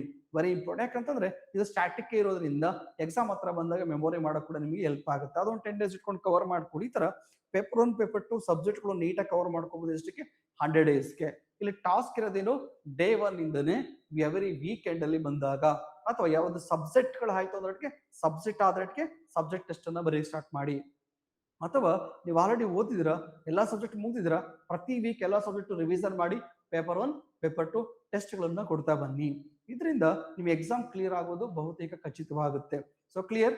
ಹಾಗಾಗಿ so prelims point of view ನೋಡಿದ್ವಿ. ಮತ್ತೆ ಜೊತೆಗೆ ಇದರಲ್ಲಿ ಯಾವ್ಯಾವುದು ಜಿಯೋಗ್ರಫಿ, ಎಕನಾಮಿ, ಅದ್ರ ಜೊತೆಗೆ ಯಾವುದು ಹಿಸ್ಟ್ರಿ, ಕಾನ್ಸ್ಟಿಟ್ಯೂಷನ್ ಇವೆಲ್ಲ ಪ್ರಿಲಿಮ್ಸ್ ಅಲ್ಲೂ ಕೂಡ ಬರ್ತಾ ಇದೆ, ಮೈನ್ಸ್ ಅಲ್ಲೂ ಕೂಡ ಬರ್ತಿದೆ. ಸೈನ್ಸ್ ಕೂಡ ಪ್ರಿಲಿಮ್ಸ್ ಅಲ್ಲೂ ಕೂಡ ಬರುತ್ತೆ, ಮೈನ್ಸ್ ಅಲ್ಲೂ ಬರುತ್ತೆ. ಅವೆಲ್ಲ ಮೈನ್ಸ್ ಪಾಯಿಂಟ್ ಆಫ್ ಇಂದಾನೆ ನೋಟ್ಸ್ ಮಾಡ್ಕೊಳ್ತಾ ಬನ್ನಿ. So clear. ಹಾಗಾಗಿ ಎಕ್ಸಾಮ್ ಹೆಲ್ಪ್ ಆಗುತ್ತೆ. NCC ಅಲ್ಲೂ ಕೂಡ ಕ್ಲಾಸಸ್ ಪ್ರೊವೈಡ್ ಮಾಡ್ತೀವಿ. ಲೈವ್ ಕ್ಲಾಸಸ್ ಇರುತ್ತೆ, ರೆಕಾರ್ಡೆಡ್ ಇರುತ್ತೆ. ಬರ್ಲಿಕ್ಕೆ ಆಗಲ್ಲ ಅಂದ್ರೆ ಆಫ್ಲೈನ್ ಕ್ಲಾಸ್ ಕೂಡ ಬೆಂಗಳೂರು ಪ್ರೊವೈಡ್ ಮಾಡ್ತಿದ್ವಿ. ಯಾರಿಗೆ ಇಂಟ್ರೆಸ್ಟ್ ಇದೆಯೋ ಅವರ ಸಂಸ್ಥೆನ ಕಾಂಟ್ಯಾಕ್ಟ್ ಮಾಡಿ. ಅಥವಾ ಆಲ್ರೆಡಿ ತುಂಬಾ ಸಲ ಎಕ್ಸಾಮ್ ಬರ್ದಿದ್ದೀನಿ ಸರ್, 3-4 ಅಟೆಂಪ್ಟ್ ಆಗಿದೆ ಬಟ್ ಎಕ್ಸಾಮ್ ಕ್ಲಿಯರ್ ಆಗಿಲ್ಲ, ನನಗೆ ಯಾವ ಟಿಪ್ಸ್ ಬೇಕು ಸಂಬಂಧಪಟ್ಟಾಗಿ ಅದನ್ನ ಗೈಡೆನ್ಸ್ ಬೇಕು ಅಂದ್ರೂ ಕೂಡ ಕಾಂಟ್ಯಾಕ್ಟ್ ಮಾಡಿ. ಹಾಗಾಗಿ ಮುಂದಿನ ವಿಡಿಯೋದೊಂದಿಗೆ ಮತ್ತೆ ನಿಮ್ಮನ್ನ ಭೇಟಿ ಮಾಡ್ತೀನಿ. ನಮಸ್ಕಾರ.